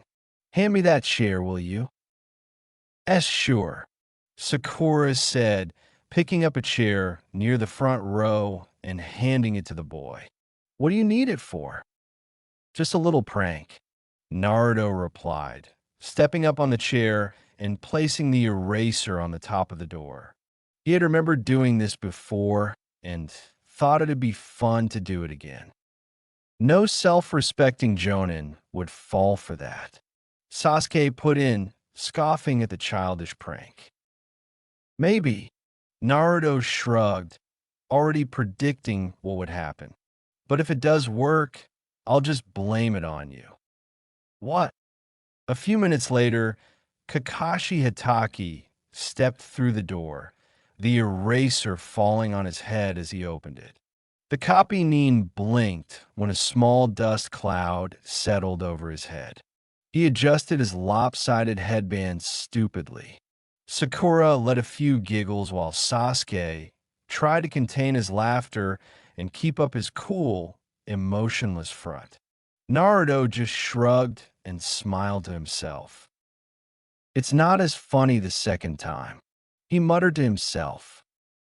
Kakashi overlooked his new students as he recovered himself. Based on first impressions, I hate you all and you're going to fail. Sakura and Sasuke glared at their sensei's attitude. Naruto was trying his best not to jump and shout for joy. Seeing people who he saw die in a previous life was getting to be too much for him. Seeing Kakashi again was just too good to be true. Whatever. Meet me on the rooftop in 10. Kakashi relayed to his team, then disappeared in a puff of smoke.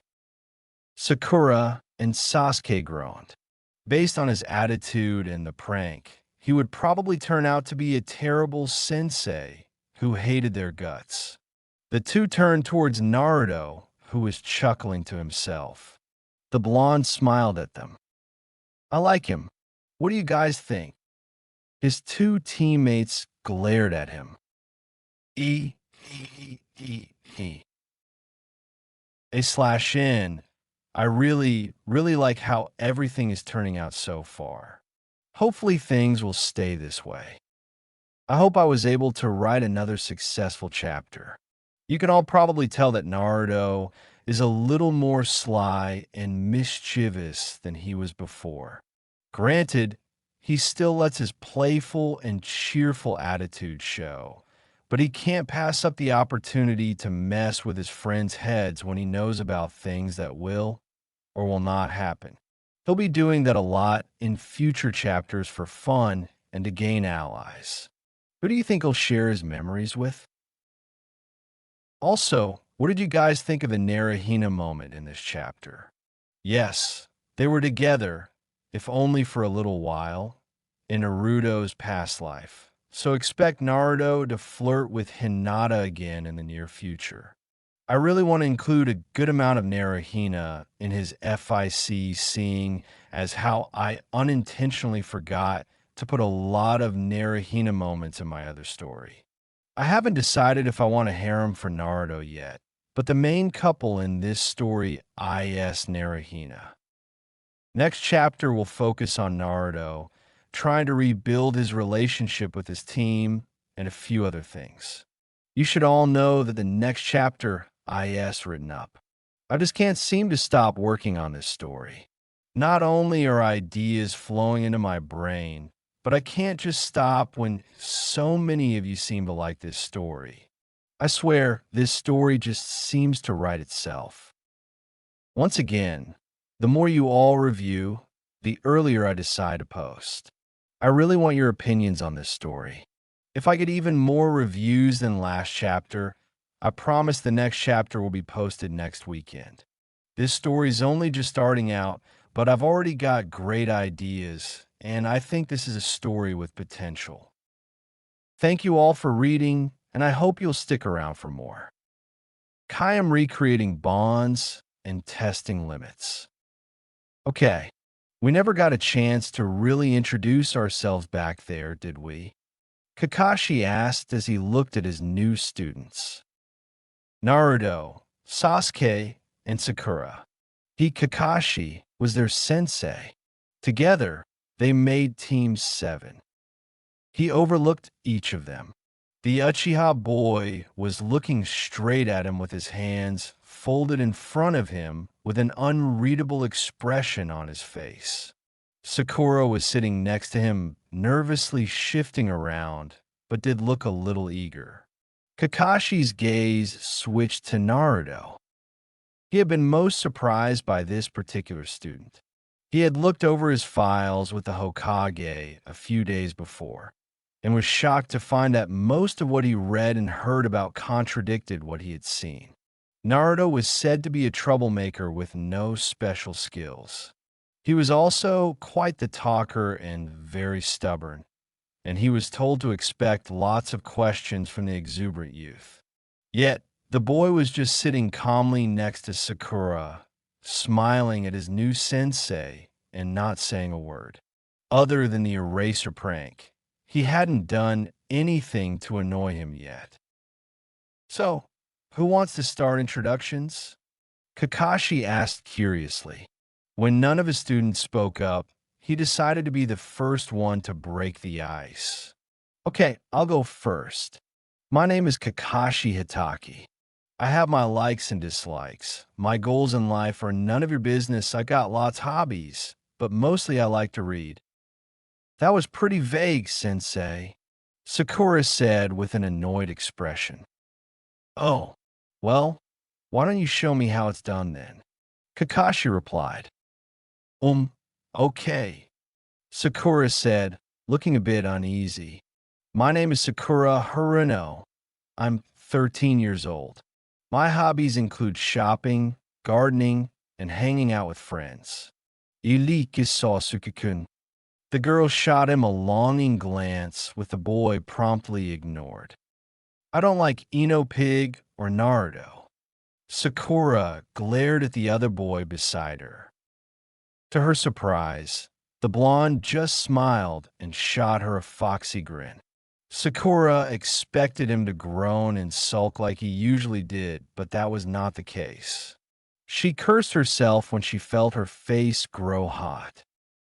Anyway, I hope to become a good ninja to impress those who I want to impress.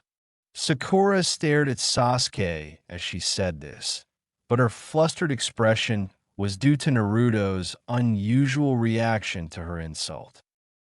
All right then, Kakashi nodded, observing his students' interactions with interest. How about you, Sasuke?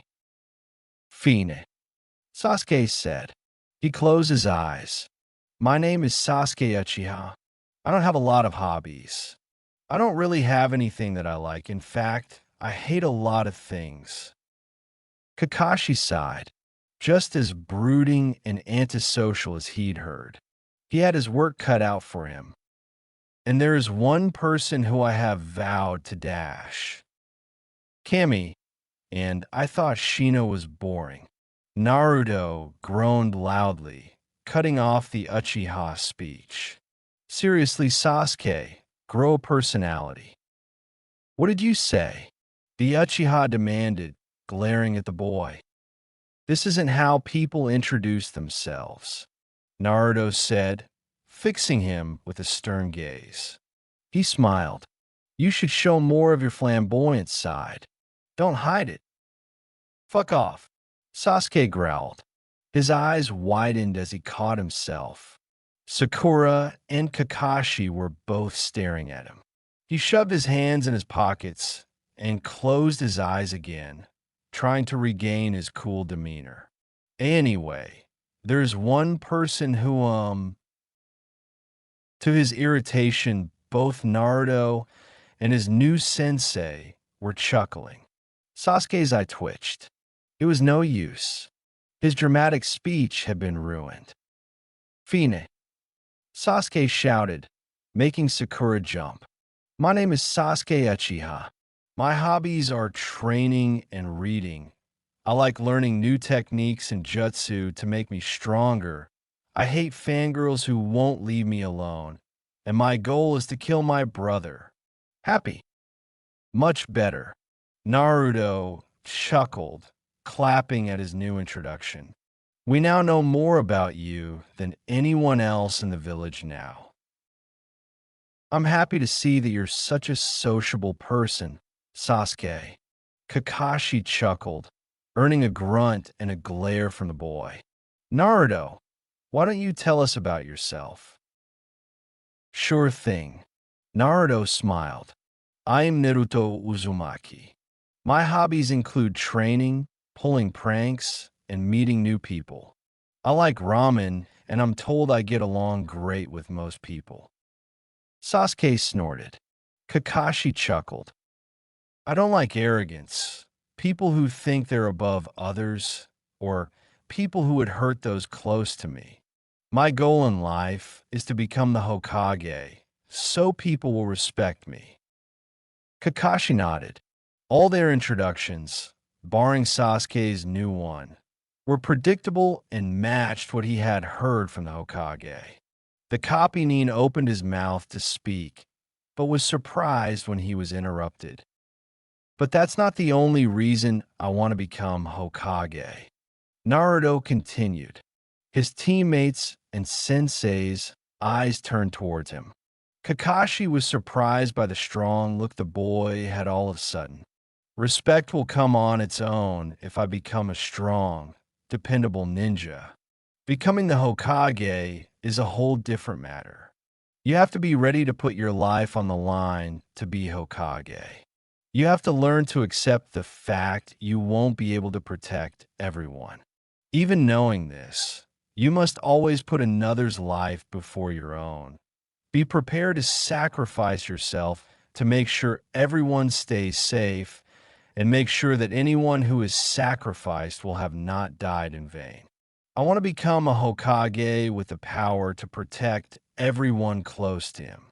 I want to save and protect as many people as I can. I don't ever want anyone to die meaningless deaths. It'll be different this time. My friends won't die.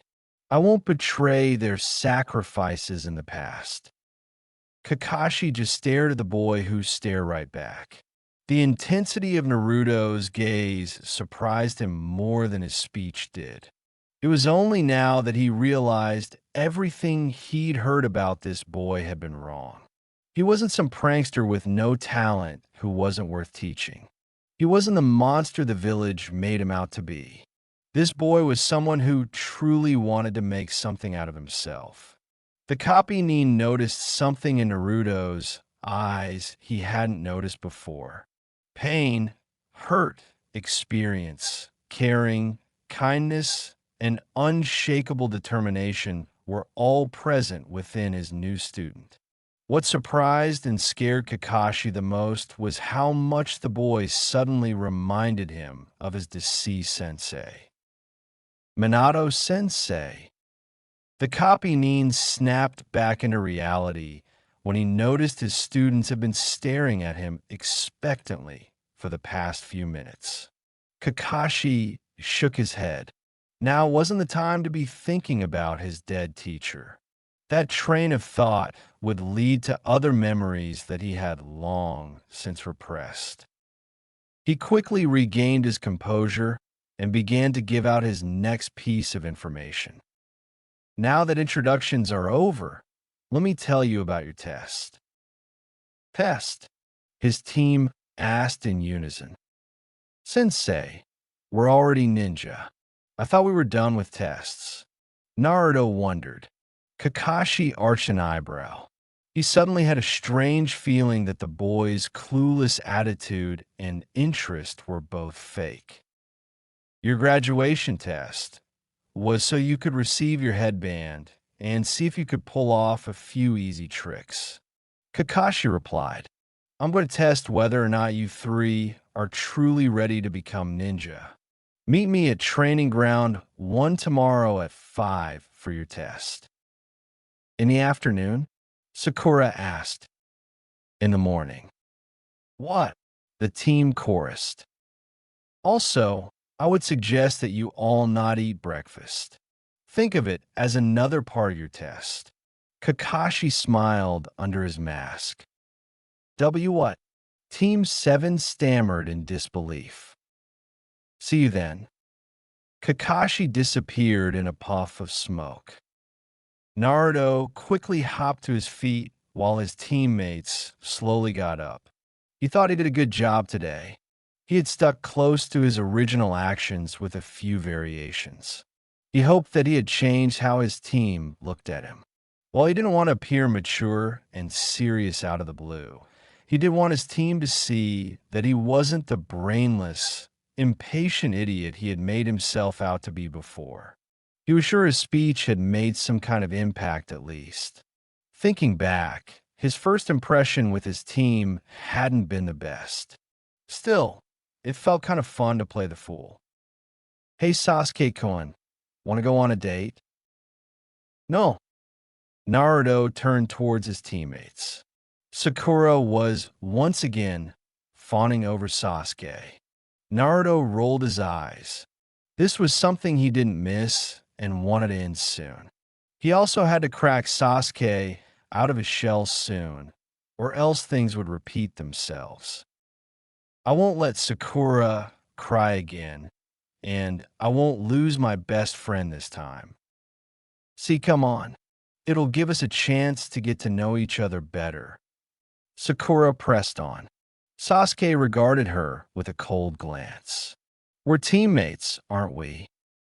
Teammates and teammates only. Sasuke scoffed. He smirked arrogantly at her. Besides, what make you think that I'd go anywhere with Dash? I think going out sounds like a great idea.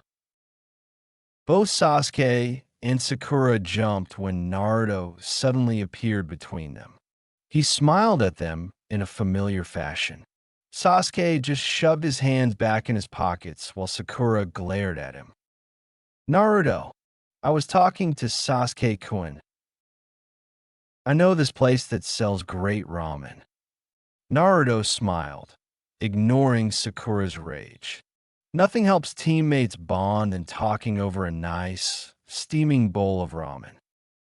TCH, go by yourselves. Sasuke retorted, turning on his heel and walking away from the duo. Sasuke couldn't wait. Sakura called after him. Thanks for proving my point. Naruto shouted at him. He smirked when the Uchiha stopped. What was that, dope? Sasuke asked, turning his head. Turning down a pretty girl's offer to go on a date. Naruto sighed, shaking his head.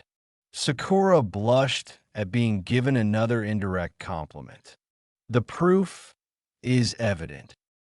You little, why do you keep assuming I'm gay? Sasuke shouted, running up to the blonde with a furious expression. Do I need to explain your situation again? Naruto asked, arching an eyebrow. You don't understand. It's not that I don't like it. They're just so annoying. Sasuke shouted, surprising Sakura and making Naruto smile. The Uchiha wasn't finished, though. You don't know what it's like. They won't ever leave me alone. They follow me everywhere I go. I never get any privacy when I want it. Not only that, a few even talked about marriage. Sasuke shuddered. I'm 13 years old for Kami's sake. I can't count how many times I've seen explicit drawings of me in notebooks or pledges of love written on the desks. I've even caught some following me home before. I wouldn't mind it so much if they learned to be a little bit more subtle. Why can't they see that I just want them to leave me alone?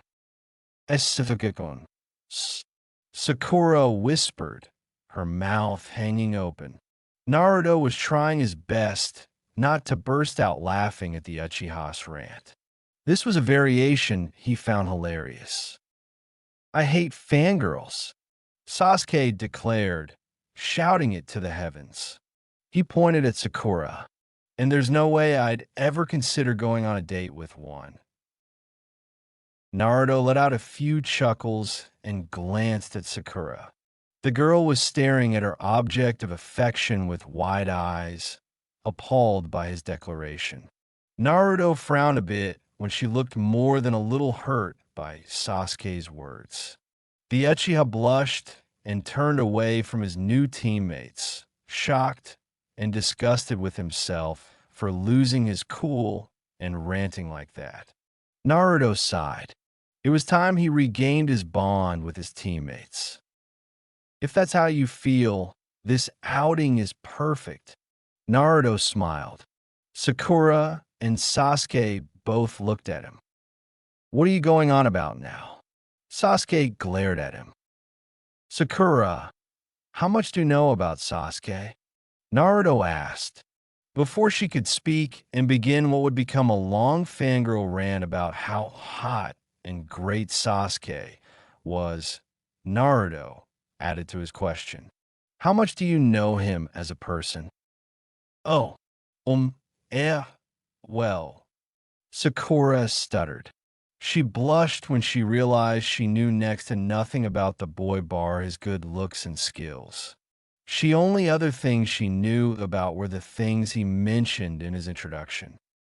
And Sasuke, how much do you know about Sakura? Naruto asked. When he was about to start another fangirl hate speech, Naruto added to his question. Not Sakura the fangirl, but Sakura the person? Nothing, but she's still annoying. Sasuke admitted, turning away. Okay, we all know nothing about each other. Naruto smiled. So, that's why I'm going to take both of you to Ichiraku's and order some ramen for us to eat.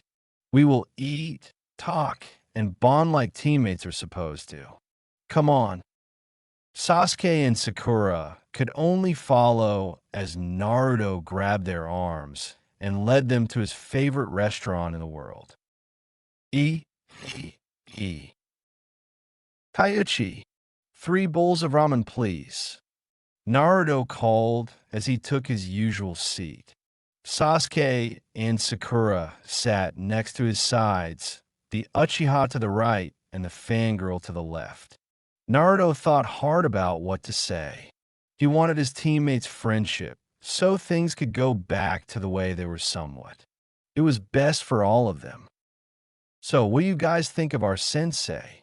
Naruto asked, trying to start up conversation. I think he's too laid back and careless to be a sensei. He was pretty rude to us too, Sakura said, surprised she was humoring his conversation. What's with the mask, though? Maybe he's got something to hide. Naruto chuckled, remembering the many times he and his team attempted to find out what was hidden underneath Kakashi's mask. Maybe during tomorrow's test we can get him to take off his mask. Wonder what the test will be, Sasuke muttered. Naruto smiled, surprised and happy at his sudden input. Despite his attitude, he is a jonin. It probably won't be as easy as we think, Naruto said. After all, this whole careless attitude could just be a front to throw us off our guard. Possible, Sasuke agreed, seeing the sense in that plan. Well, we won't fall for any tricks, right, Sasuke-kun? Sakura gushed, batting her eyes at him. The Uchiha shuddered, turning away from her. Naruto sighed. They would never make any progress if this kept up. He had to end this. Sakura, just stop. Naruto sighed, rolling his eyes. W, what you talking about? Sakura asked, glaring at Naruto. She was a bit surprised at his sudden change in attitude. Sasuke also raised an eyebrow at the boy. You said earlier there are certain people you want to impress, right? Naruto said, gesturing to Sasuke. You think you're going to impress anyone with what you're doing now? What do you mean? Sakura demanded, angry at the fact she was being lectured by the blonde idiot, even if he had seemed to mature over the past day or two. Sakura, right now I can honestly say you are the weakest member in our team, Naruto said bluntly, not bothering to sugarcoat that fact. Sakura gasped and glared at him. I am stronger than you, idiot. Are you?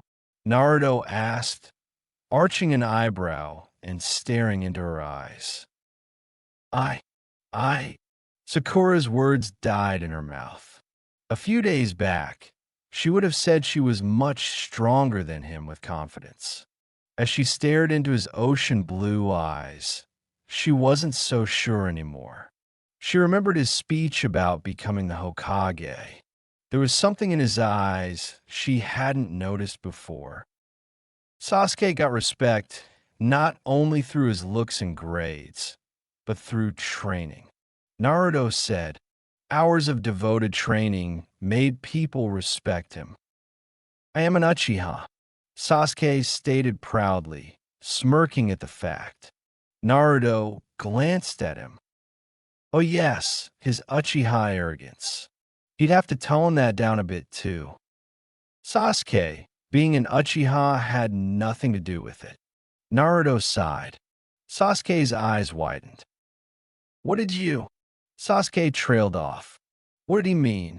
Uchiha were always strong. It was in their blood. Just because you're in a clan doesn't make you strong, Naruto said, staring at the boy. Hard work, blood, sweat, and tears make a great ninja. Even if you weren't an Uchiha, if you trained the way you did now, you'd still be strong. I can make fun of it all I want, but the grades don't lie. Do you think you'd still get respect if you just lazed around and got bad grades? You're strong not because you're an Uchiha, but because you put in the effort to become a great ninja. Sasuke just stared at him. That was probably the nicest thing anyone had ever said to him. I made him feel more proud than just being an Uchiha. Hearing Naruto say his strength was his own and not because of his Uchiha blood, it was nice. Sakura, you're not going to get Sasuke's respect if you spend every moment fawning over him and worshiping the ground he stands on. Naruto said, turning back to her, "If you want certain people to acknowledge you, show them that they deserve your respect. Don't kiss up to them because it won't work." I. Sakura was at a loss for words. Was this the same annoying idiot she hated in the academy? Still, his words did hold some truth. She got good grades in the academy when it came to tests and such, but her grades in physical activity left a lot to be desired. She started to realize that all she was to Sasuke was an annoying fangirl. If she ever wanted him to respect her, she would have to train hard instead of following him around obsessively all the time. It was time to start treating him like a regular person rather than a god. Sasuke-kun. Sakura began. The Uchiha boy gave her a cold glance. What? I'm sorry for bothering you so much. Sakura apologized, bowing her head slightly and surprising the hell out of the Uchiha. I didn't take your feelings into account, and I know you can take care of yourself without me, but I'd really appreciate it if you gave me a chance to be your friend. Friend, the boy thought, the very word sounding alien to him. Yeah, we're all friends here, right? Naruto smiled, catching the Uchiha in a headlock. Get off me, Sasuke growled, pushing the boy off him. He turned away. But we are teammates. We'll eventually have to get to know each other anyway. Naruto smiled. It was a start. Sakura also looked happy at the boy's answer. Sasuke-kun? Sakura asked. The Uchiha acknowledged her with a slight turn of his head. You mentioned earlier that you wanted to kill your brother? What did you mean by that? Naruto frowned. He noticed Sasuke's eyes narrow and his fists clench. Maybe it wasn't the best time to bring up Itachi. All it would do is make the Uchiha clan back up. However, to his surprise, Sasuke did answer. He's the one who took everything from me. Sasuke growled. That massacre was his doing. Naruto and Sakura glanced at each other. They both knew he was referring to the Uchiha massacre. He's my reason to become stronger. I'll get strong enough to defeat him one day and avenge my clan. Sasuke said, reciting the same vow he had declared repeatedly over the years. Naruto and Sakura looked at their teammate with sympathy. Sakura lowered her head, sorry to have brought up such a sore topic. Naruto looked at his best friend. He wouldn't let him despair again. Sasuke, we're a team now, Naruto declared, wrapping his arm around the boy's shoulder again. Sasuke just glared at him, not in the mood. We'll help you get stronger. I highly doubt that. Sasuke scoffed. Start having more faith in us. Sometimes getting stronger requires help. Naruto smiled. This made the boy look up at him. We're friends after all. There was that word again. Friend. Igriegajis. We'll help Sasuke-kun get stronger. Sakura added, smiling determinedly at the boy. We'll all get stronger together. As a team. As a team. Sasuke murmured. Yeah, just one thing though. Naruto said, his grin widening. Since we're your friends, you've got to take us with you when you fight the bastard. And maybe I can show you it wasn't Itachi who was responsible for that massacre. Sasuke just stared at his teammates who smiled right back. He had never had friends before, no one to depend on, but now. You don't have to bottle up your feelings around us. Naruto reassured, still smiling. He smirked. Just don't come out though. I don't want you to express your feelings like that. Screw off. Sasuke scoffed, though he smirked as he said it. Not an arrogant smirk, but a friendly one. He arched an eyebrow at Sakura, who was giggling. What's so funny? I'm starting to believe Naruto. Sakura laughed. Are you gay, Sasuke-kun? I agreed to come here with you, didn't I? Sasuke smirked, causing the girl to laugh and blush. Actually, I drag you here against your will, but Naruto chuckled. He glanced at Sakura a bit. Say, Sasuke, do you think Sakura would look good with short hair? Sasuke-kun likes long hair, though, Sakura replied, remembering what Ino and the others claimed they overheard once. Right, Sasuke-kun? Sasuke turned his head towards his female teammate. She was pretty, he would admit to that, and while she looked fine with long hair when he imagined her with shorter hair. Actually, I think you would look good with short hair, Sasuke said, shocking the girl. He turned away, a little pink in the face. It's just my opinion, though. No need to go spreading it around. Naruto smiled at his friend's exchange. This was better than he could have hoped for. Sakura blushed and started to play with her pink locks, while Sasuke waited patiently for his meal to be served. Maybe I really can change things this time. Order up, Taiuchi announced, placing 3 bowls in front of the team. That took longer than usual, old man. Naruto smiled at one of the only adults who liked him in the past. What gives? I had to give you a chance to talk to your new teammates before I serve your food. The minute I brought the ramen out, you just ignore them in favor of eating. Taiuchi smiled. Enjoy. Naruto smiled and dug into his meal. This was a good start. This was proof he could change things if he wanted, even if he didn't share his memories with everyone. Through his experiences, he had learned, and he'd protect his friends this time around.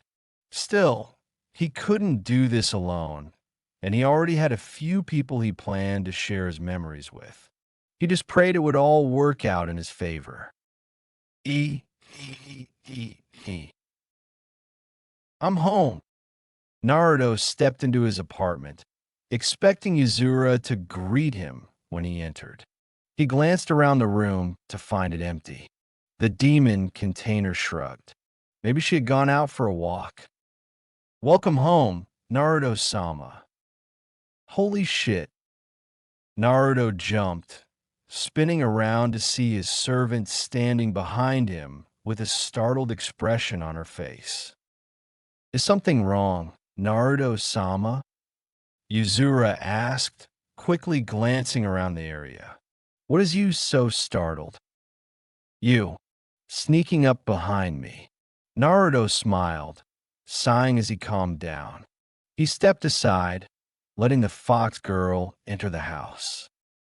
How was your day? Yuzura asked curiously. Better than expected.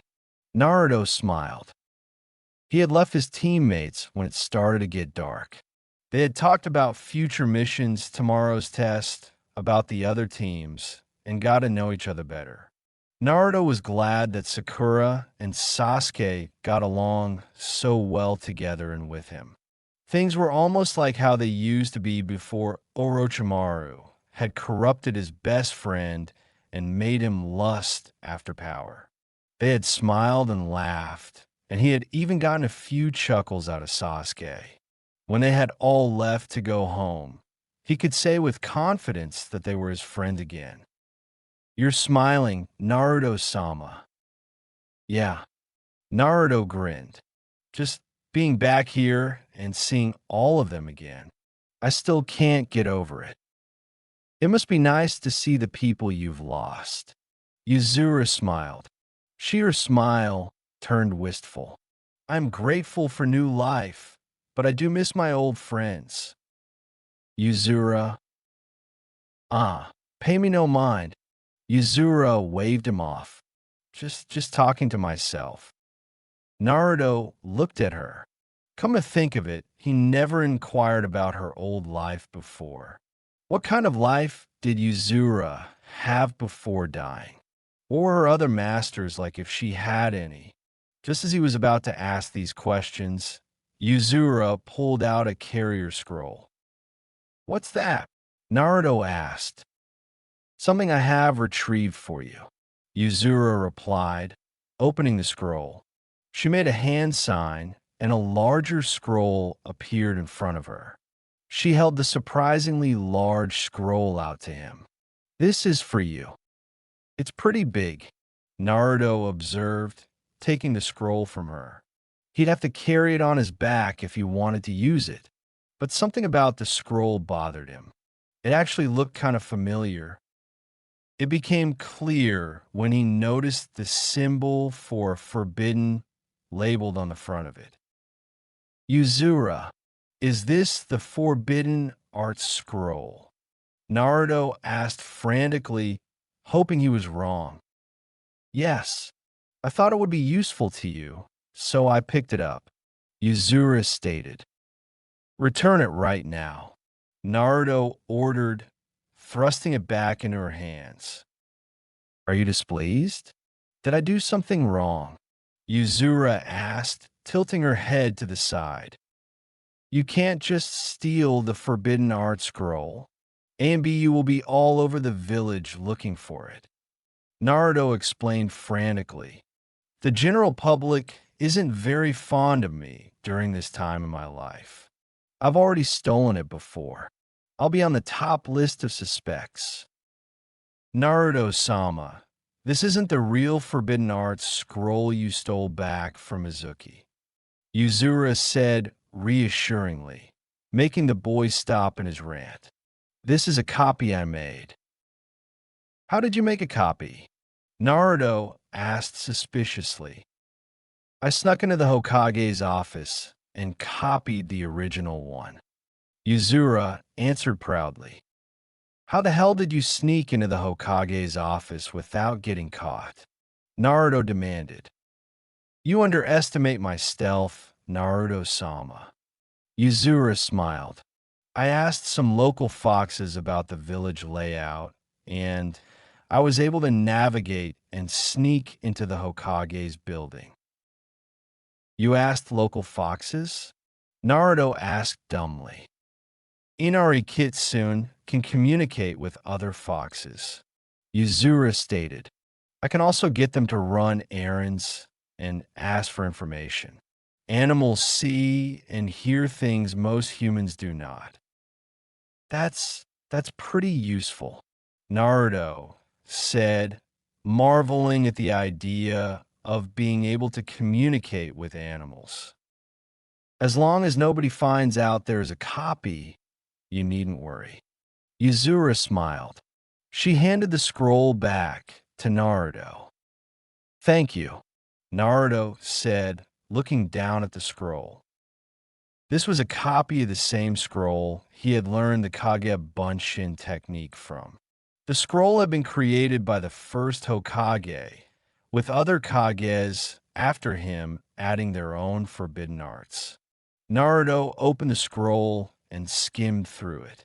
He glanced at the dead demon consuming seal for a moment, then moved on to the other techniques. My father was a seal master, Naruto said, talking more to himself than to Yuzura. I wonder if I have his talent for performing seals. Minato-sama once said that his son had more potential and strength than he had. Yuzura smiled. I'm sure Naruto-sama can perform some seals if he tried. The thought is nice, Naruto said, but I don't know the first thing about sealing techniques.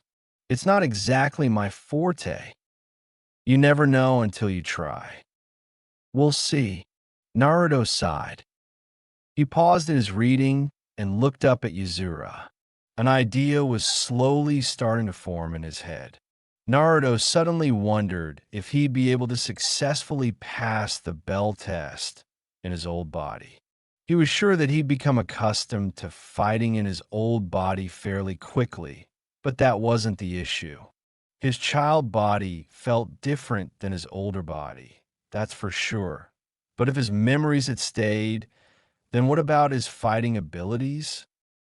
Say, Yuzura, do you think you could hold your own in a fight against me? The Inari Kitsune blinked at her master's unexpected question. The only reason he would ask such a thing was if he was contemplating whether or not to fight with her. But for what possible reason would he want to fight her? Yuzura gave it a little bit of thought until her master's intentions dawned on her. I doubt I could defeat you in an actual fight, but I am confident in my fighting abilities. Yuzura smiled, tapping the kodachi she carried at all times.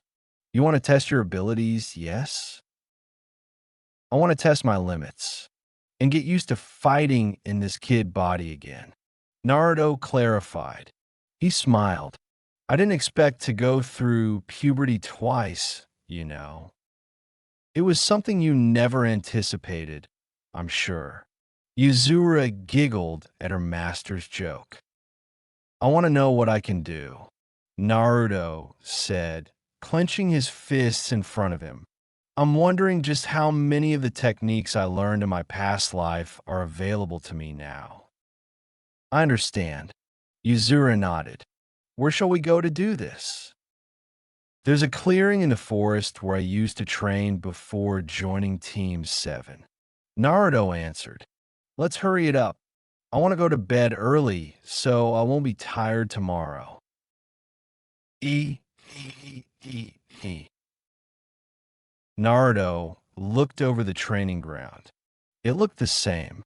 Trees surrounded the clearing in which he and his servant now stood. He turned towards Yuzura. The fox girl slowly drew her kodachi from its sheath. You going to use that on me? Naruto asked, remembering that Sasuke's sword had impaled him in his old life. Seeing his sword being used against him again made him feel uneasy. It is what I used to fight, Yuzura replied, smiling at him reassuringly. I wouldn't think of hurting Naruto-sama in any way. This is for my own defense, not offense. I can even make things safer. The Jinchuriki watched as she pulled out her carrier scroll and summoned something that looked like a wooden sheath. Yuzura slowly covered the blade part with the wooden sheath. This way, she wouldn't be able to cut Naruto. The most I could do now is break bones, Yuzura assured. Not the most reassuring words, but it's better than getting cut. Naruto smirked. He reached in his back pouch. Get ready. I already have, Yuzura retorted, taking a stance and pointing her covered blade at her master. Naruto hurled 3 shuriken toward the fox girl. She was quick to dodge, and her speed surprised him. Naruto crouched and propelled himself forward, rushing towards his opponent while making a familiar hand sign. Kakebunsin no Jutsu. 2 clones poofed into existence, both of them off on his opposite sides. Naruto grabbed both their arms and threw them forward, sending chakra to his arms to add strength and velocity to his throw. Yuzura reacted quickly to the 2 clones coming her way. She immediately sidestepped and swung her sword down as one of the clones passed by her, slamming her blade into the clone's back. The clone grunted and dispelled immediately as the blade hit him. The other clone came straight for her with a kunai in his hands. Yuzura ducked when he took a swing at her. Yuzura's leg shot up, hitting the clone right under the chin. The clone grunted and was thrown off balance, giving Yuzura enough time to jump up and plunge the hilt of her short sword into the clone's forehead. He disappeared in a puff of smoke. While she had been focused on her 2 attackers, she hadn't forgotten about the original. Yuzura raised her sword, blocking Naruto's fist with the wooden sheath. Naruto pulled back and unleashed a flurry of punches towards the girl, all of which she dodged with surprising agility and ease. Her ears twitched when her heightened fox senses felt something in the earth below her. Just as a Naruto clone burst out of the ground with a fist aimed directly at her face, Yuzura performed a quick backflip, catching the clone in the jaw as she flipped backwards. After hearing the clone dispel, she did a couple more backflips until she was a few meters distance away from Naruto. Well, my chakra reserves are fine, and my speed is okay, but not as fast as I used to be, Naruto muttered. He smirked. Maybe his speed didn't go down, but he was just slow in comparison to his servant. Yuzura's technique and speed surprised him.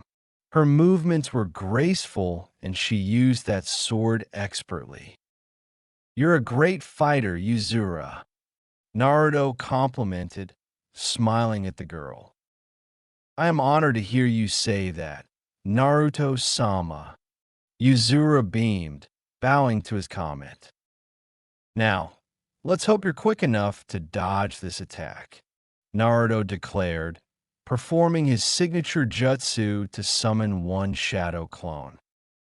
"Time to see what I can still do."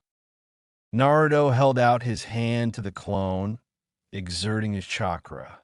The clone started waving his hands around the original's hand like a shell, shaping and molding the chakra that was being released. Naruto rotated and stabilized the chakra as the clone shaped it and kept it in place. The clone dispelled when a ball of spinning chakra was left in Naruto's hand. "Rasengan!" Naruto shouted, holding the ball above his head in triumph. He had first accomplished this feat when he was a kid, so it was no surprise that he couldn't pull it off. Still, if he could use the Rasengan, it meant a lot of his old jutsu was still available to him. Naruto would have to try the more advanced techniques now. Applying chakra to his feet, Naruto dashed forward, accelerating towards Yuzura with his hand outstretched, the Rasengan aimed towards her. Yuzura jumped out of the way just as Naruto slammed the ball down on the ground before her.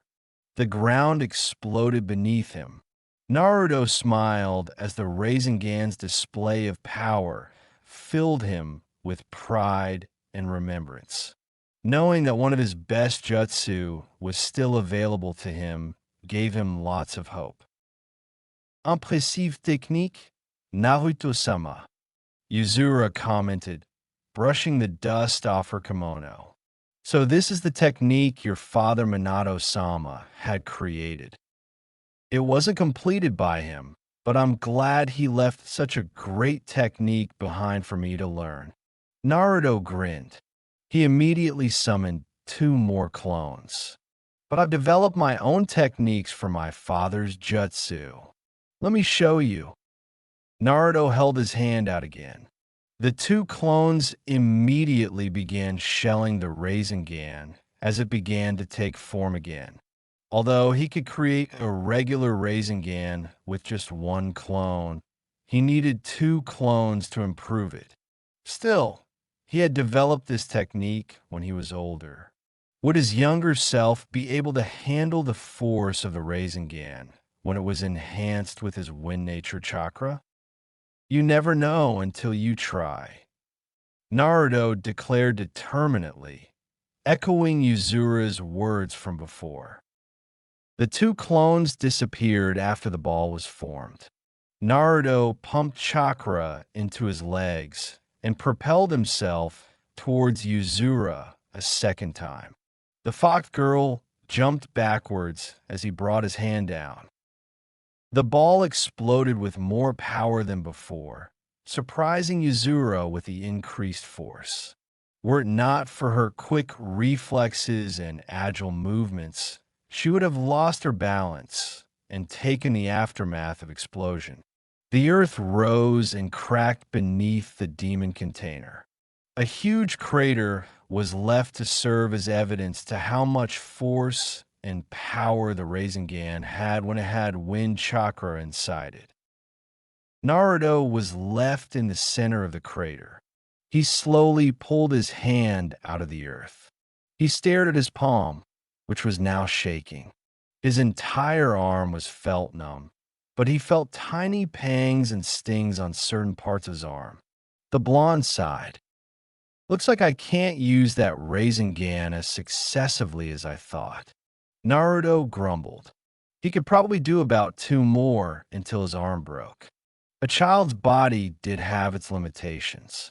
Naruto's eyes narrowed. He had to see if the Rasen Shuriken was available at least. Naruto jumped out of the crater. Yuzura stood on the opposite side of the field. Her Kodachi pointed at him in a declaration of challenge. The demon container smirked and summoned another pair of shadow clones. He held out his hand as one clone mixed in his wind-natured chakra while the other shaped it. Slowly but surely, the Rasengan started to take on the shape of a giant shuriken. Naruto winced as the Rasengan's spinning blades got bigger. This technique was a double-edged sword since it hurt him whenever he used it. Yuzura watched in awe at Naruto's performance. Amazed he was able to use the Rasengan in such a way. The two clones disappeared.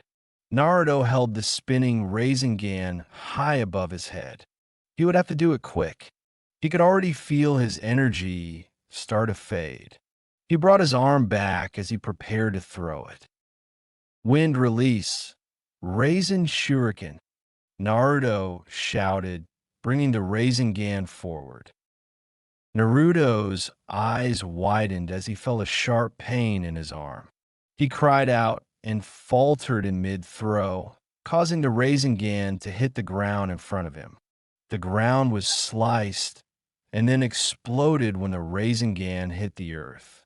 Naruto was blown backwards into a tree by the sheer force from the aftershock of the attack. Yuzura gasped when she saw her master hit the tree and sink to its base. Naruto-sama, Yuzura cried, rushing over to the fallen teen. Damn it, it's my arm. Naruto cursed, holding his right arm which had a deep cut in the upper forearm. Blood poured out of the wound, causing his arm to throb in pain. Let me see, Yuzura said, gingerly taking his arm and bringing it towards her. A green glow emitted from her hand as she placed it over his wound. You know healing jutsu? Naruto asked, watching as the blood stopped flowing out of his wound. A little. It should numb the area around the wound and keep it from bleeding, but I can't close it up. Yuzura replied. I'll stitch you up properly when we get back to your apartment. Naruto watched dumbly as Yuzura tore off a part of her kimono and wrapped it around his wound. Yuzura, this should keep the wound from bleeding again, at least until we get back to your apartment. Yuzura said, smiling at him. You didn't have to do that, Naruto said, blushing at her touching action. Of course I did. As your servant, it is my duty to make sure my master is taken care of. I'll always be here to heal your wounds. Yuzura smiled. Why don't we head back? Sounds good. Naruto grinned, looking up at the night sky. Yuzura removed the wooden guard on her Kodachi and resealed it inside her carrier scroll before returning her weapon to its scabbard. As Naruto got up, his legs suddenly lost their energy, causing him to fall forward. Whoa, Naruto-sama. Naruto felt his face hit something soft.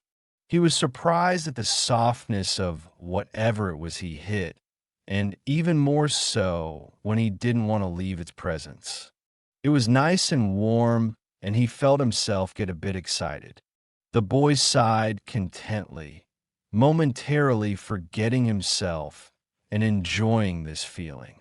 After a few seconds of bliss, Naruto's eyes widened when he realized where his head was nestled.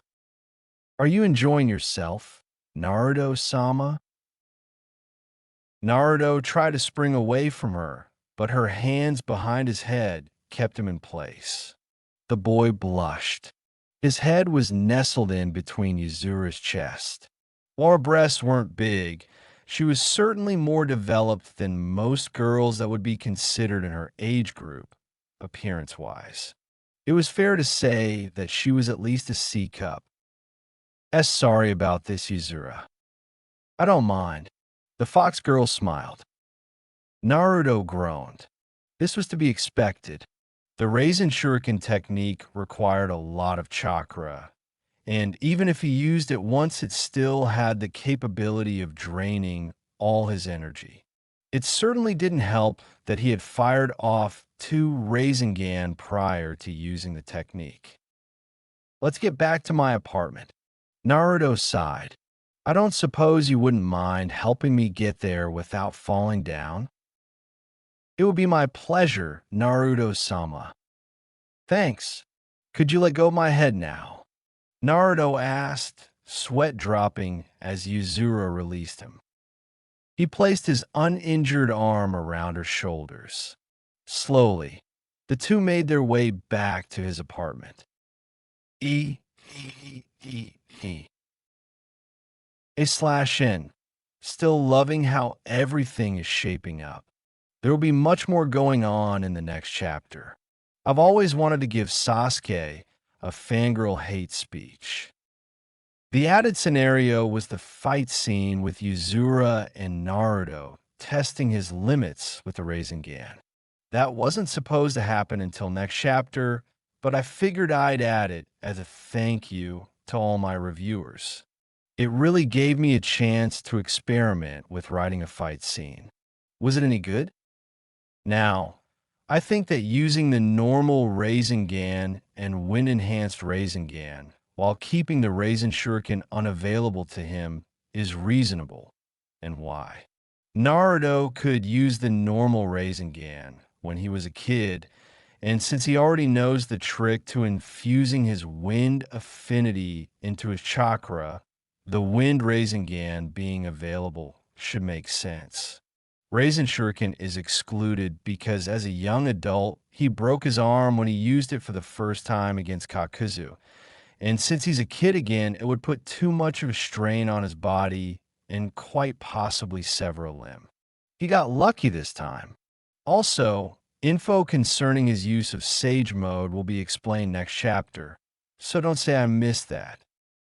Next chapter, Naruto and his team will take the bell test, and Naruto will have a certain conversation with a certain someone who hasn't really made an appearance thus far in this story. In addition to that, Naruto will be giving someone's memories back. Who do you think it will be? Some of you may already have an idea, but you won't really find out who until next chapter. The next chapter, like the rest beforehand, is written up already. When will be posted is up to you guys. If I get even more reviews for this chapter than the last one, I guarantee you all that it will be up next weekend. I believe it is the one chapter you guys will really want to read. Anywho, thank you all once again. I hit over 100 reviews in 3 chapters. I thank each and every one of you for reading this story and taking the time to share your thoughts on it. You all inspire me. See you next time.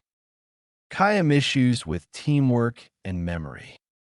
Yow, ow, ow. Naruto bit his lip as Yuzura stitched his wound. The girl giggled at his distressed state. She didn't know that her master was uncomfortable around needles. I'm almost done. Yuzura giggled as she was finishing her last few stitches. Good. I hate stitches. Naruto grumbled. Yuzura giggled again, making Naruto glare at her. What's so funny to you? It's just Naruto-sama can act like such a child at times. Yuzura laughed lightly as she finished with the stitches. Hey, in case you haven't noticed, I'm a kid, or a kid again, anyway, Naruto said, giving Yuzura a mock glare. Naruto glanced at the closed wound. Thanks. I'm happy I could help. Yuzura smiled. Leaning forward a bit, she flicked Naruto's forehead. What was that for? Naruto asked, giving her a playful look. What were you thinking when you used a technique like that? Yuzura chided playfully, her fox ears twitching a bit. It's stupid to use a technique that you know could hurt you. It's a miracle that your chakra circulatory system wasn't damaged at all. Yes, I'm so lucky. Let's all laugh at the guy who's afraid of needles and stitches and used a technique that could cut off his arm. Naruto smirked, making Yuzura break out into another fit of giggles. It was to see how many of my old techniques were still available to me. A child's body is more limited than a young adult's, you know. I suppose you won't be using that technique again then, will you? Unfortunately, no. Naruto sighed. I can probably use other Rasengan techniques, but I can't use my wind chakra without getting hurt. I can probably use the regular Rasengan with wind chakra once or twice, but using the Rasen Shuriken is out of the question. Not only would it drain all my energy, but I'd probably break or sever my arm doing so. I got lucky. Don't make a mistake so early on. They'll greatly influence what happens in the future. The Inari, Kitsune warned him, fixing her master with a serious gaze. I know. Naruto nodded, knowing that she wasn't just referring to his arm. If this was how using the Rasen Shuriken affected his body as a kid, he wouldn't be able to use it for a few years. Not only that, but using Senjutsu and going into Sage mode was also out of the question, since he was back to being a kid and hadn't gone through Sage training yet. Naruto knew he couldn't balance his physical and spiritual energy with natural energy. Even if he could, he would still need the special toad oil found only at Mount Mayaboku that allowed natural energy to enter his body. He hadn't even made a summoning contract with the toads yet. Plus, he doubted he could achieve Sage mode as a kid anyway. If he could, he'd be able to fire off Rasen Shurikens like no tomorrow without any fear of getting hurt. Putting techniques that were currently unavailable to him aside, Naruto thought about the people he could trust with his memories. He had many prospects before, but he had narrowed down the candidates since Yuzura warned him about who he shared his memories with. He could count the number of candidates with one hand now. Speaking of which, he had already met with one of them. Yuzura, I may need your help tomorrow, Naruto said solemnly, looking into her violet eyes. Ah, do you want to share your memories with someone? The girl asked, her fox ears twitching and ready to listen to his words. Yes, I've thought long and hard about who can really help us. Naruto replied, I've decided who I want to share my memories with. The people he had in mind numbered no more than 5. Yuzura could see why he picked the people he did, but some of them could prove to be a little bit of a gamble. I see. You're absolutely sure? I can't erase their memories if you change your mind. Yuzura warned. I know. I'm confident in the people I've chosen. They're people who I know I can trust with my life and help me change things. They trusted me in my past life, so why should now be any different? Naruto reasoned. The boy sighed and climbed into bed. Yuzura took the futon again. Naruto turned out the lamp. Will you be requiring a breakfast tomorrow, Naruto-sama? I'd like that, if you wouldn't mind making me one. Naruto smiled through the darkness. There was no way in hell he was skipping out on another delicious home-cooked meal for some test. There was no reason to starve himself, since he already knew what the test was. Of course not, came Yuzura's cheerful reply. Thanks. By the way, yes. You're a really good sparring partner. Naruto grinned. Would you mind fighting me again sometime? If that is what Naruto-sama wishes, I'd be happy to. Yuzura smiled. Maybe I could teach you how to use a sword as well. Ah, maybe you could. Naruto chuckled as he closed his eyes. That was actually a pretty appealing prospect when he thought about it. Good night, Yuzura. Sweet dreams, Naruto-sama. Naruto smiled. While he was looking forward to some much-needed rest, there was one more thing he had to do before going to bed. There's one more person I have to talk to. He opened his eyes. Naruto smiled as he looked around the dark, metal hallway with pipes above. Ankle deep in water, he stared up at the giant cage in front of him. Hey, Furball, you awake? Naruto called out. Two giant red eyes looked at him through the cage. The eyes that belonged to the nine-tailed demon fox, the Kyubi no Yuko. You? So, do you remember anything? Naruto asked, raising an eyebrow. A rumbling chuckle came from the demon sealed inside the cage. You really fucked up, didn't you, kid? Naruto smirked. He chuckled lightly to himself. I suppose we did. We? Naruto looked up at the demon fox, catching his annoyed tone. The fox was glaring down at his host. His good humor had vanished. Naruto grimaced. His optimistic attitude had been crushed by the demon in less than 2 seconds. I had nothing to do with that little plan of yours. The plan that worked so well, might I add. The Kyubi growled, chuckling a bit near the end. The Jinchuriki held his ground, glaring back at the demon inside him. And here he thought that after having his soul eaten by the ten-tailed beast and having his body become nothing more than a mere puppet for Madara to use, would have made the fox a little bit more cooperative. The demon's tone and attitude had Naruto more than a little irked. Not to mention his little jab had hurt him more than he'd admit. We have to work together, Naruto said, putting a leash on his anger towards the fox, and try to make peace instead. Do we now? I need your help, Naruto said solemnly. You need him? Why help? There's a surprise. The Kyubi laughed sarcastically. When haven't you needed my help? You know what's coming. You know what will happen if we don't do anything, Naruto said, clenching his teeth as he tried to contain his anger. Please, for both our sakes, we need to work together this time. How about I see you grovel a bit then? Kyubi purred, his laughter echoing in Naruto's ears. Go on, mortal. Get on your knees and beg me to help you.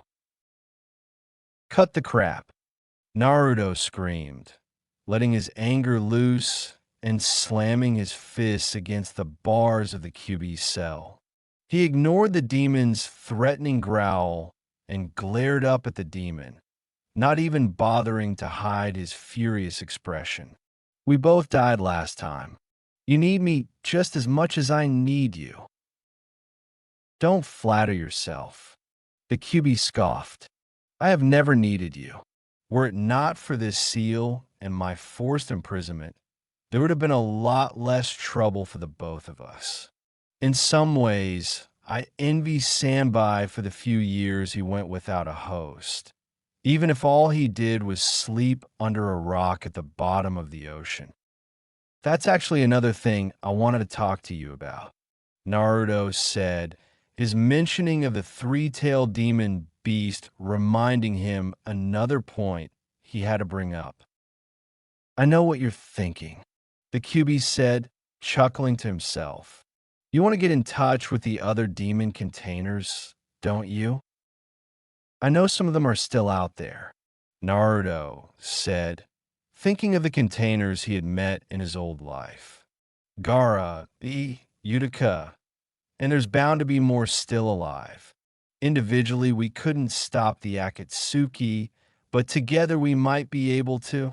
If all the demon containers and their bijus fought together, then we'd definitely have enough strength to fight the Akatsuki. If I got to them before they did, then maybe. You're delusional, Kit. The QB interrupted, cutting the boy off. Like your other plan, you have put no thought into this new one. How will you locate or contact the other demon containers? The Ichibi container is the only one you knew on a personal level, and you won't meet the Hachibi or Rokubi containers for another few years. You do not know the location of the other containers. Even if you had some way to contact them, would they believe your story of their future deaths? If I give them my memories, they would, Naruto said, desperately trying to get the QB to sympathize with him. The others will help me. No one will have to die this time around. Okay, let's say they help you. But if the Akatsuki defeated them in the past, what's stopping them from defeating and capturing again? QB asked, smirking down at his host. They couldn't hold their own against the Akatsuki before. Hell, what makes you think that you can defeat Madara if he killed you last time? It will be different. Naruto seethed. And I say again, if the containers are all together, we stand a better chance of surviving. The Akatsuki only got them last time because the others were alone. You're fighting for a lost cause. The QB chuckled. Naruto glared at the demon. No matter what you do, things will be the same. You will die, just like before. Your friends will die, just like before. You didn't have the strength then, so what makes you think that you have the power to change things now? Just because you know about the possible future doesn't mean you can change it. I refuse to believe that. Naruto, as he shook his head and glared back at the demon. I'm not just going to sit around and do nothing about it.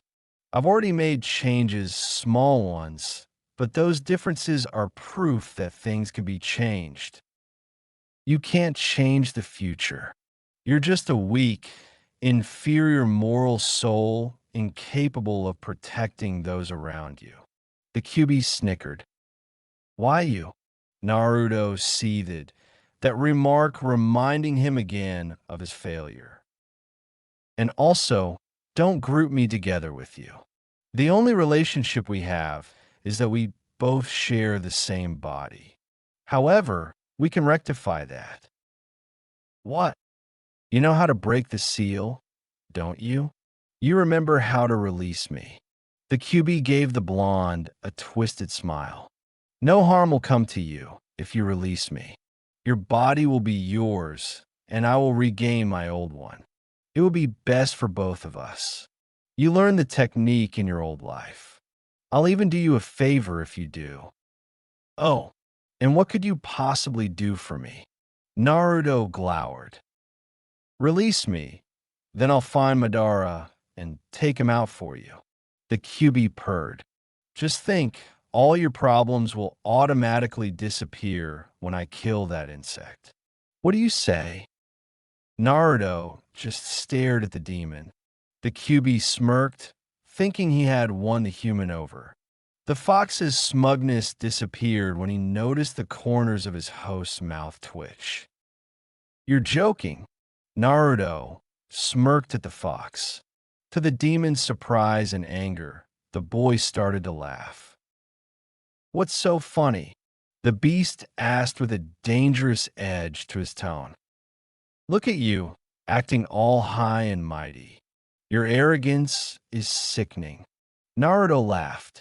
You're a fucking joke. What was that? It's just funny. You go and tell me I can't change things, but then you turn around and say you'll kill Madara for me, like it's some common chore. Naruto said, glaring up at the demon with a smirk on his lips. I just remembered that plan of mine. You were included in it, weren't you? B and I had released you and Hachibi. We were going to fight Madara together. We thought that two-tailed beasts would be able to take him on easy. You had always wanted to return to the real world and get revenge on the one who had used you, but the minute you got out, you ran. You ran the minute you saw Madara. Impudent brat. Demons do not run. QB snarled. Oh, but you did. You came back, but only after we had been killed and the Hachibi's soul had been absorbed. Naruto said, shaking his head. What was it? Didn't want to fight together with a fellow demon? Wanted to get back at my dad for sealing you inside me by abandoning us during the battle? Did you just hate the thought of taking orders from a lowly human? Or are you afraid of Madara taking over your mind and using you as his tool again? Tell me, which was it? You, how dare you talk to me like this? QB roared. The bars on the cage shook, but Naruto couldn't have cared less. He couldn't break through the seal. It was the demon's turn to be on the receiving end. I would have crushed that bug, and I do not take orders from inferior humans. You are so full of shit. Naruto spat venomously, ignoring the demon's roars. You abandoned us, then came back and got your mind raped for a second time. Hachibi was able to resist the Sharingan's control, but you didn't last more than 5 seconds. You literally just handed your soul over to him. Naruto stared deep into the harsh red eyes of the demon that was inside of him. For the first time in his life, he wasn't afraid to look into those bloody red orbs. You sounded pretty casual when you said you'd kill Madara for me. Naruto said, tell me though, what's to stop him from taking over your mind and using you as a tool just like before? I would kill him before he got the chance. Sure you would, Naruto said, his voice dripping with sarcasm. You go and tell me I can't change things. You tell me that I'm weak. So then if you're so confident things will be the same for me, what makes you think things will be different for you? You insolent little. I'll use your own words.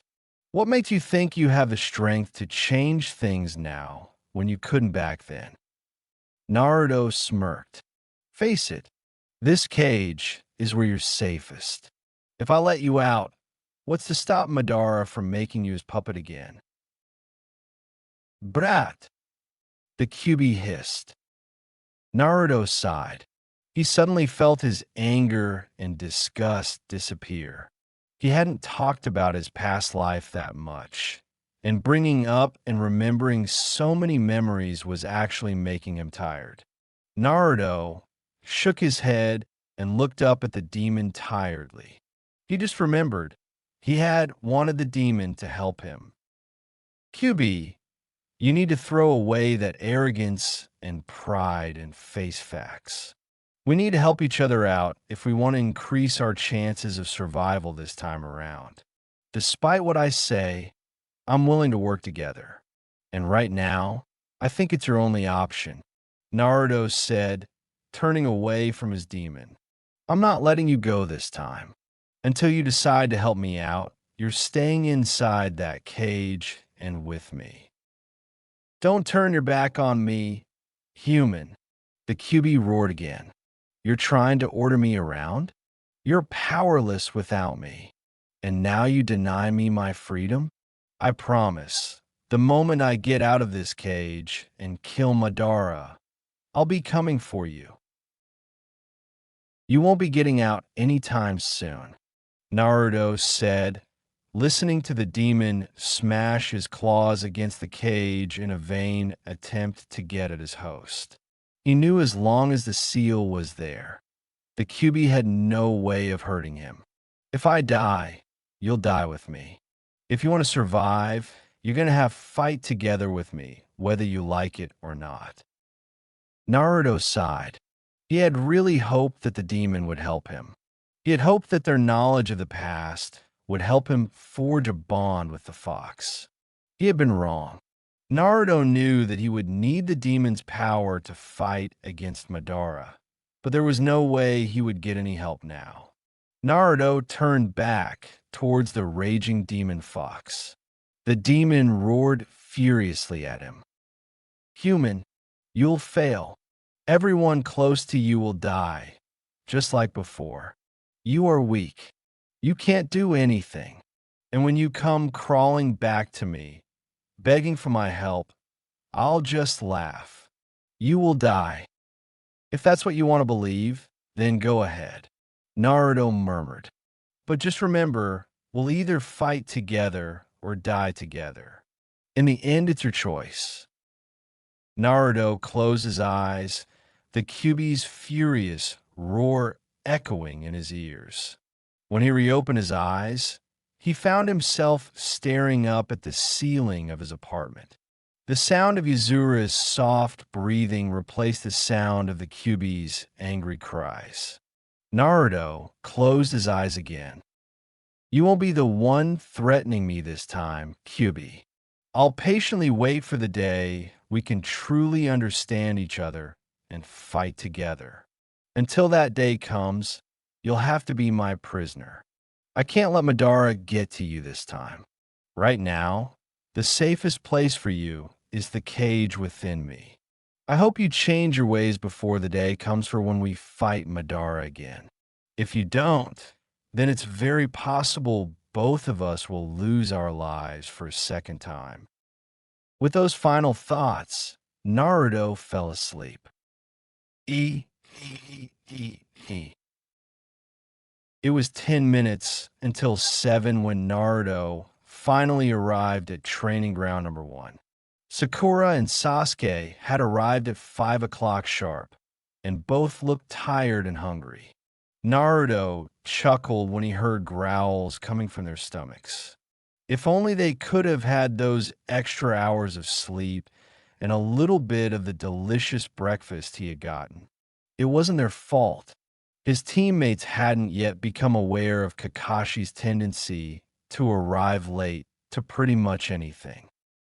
The Jinchuriki sighed as he thought about the previous night and about his chat with the QB. The demon probably hated him even more than he did before. Even though he wanted to find some way to get the demon on his side, there was no way he'd be able to do that anytime soon. The fox did bring up another pressing issue, though.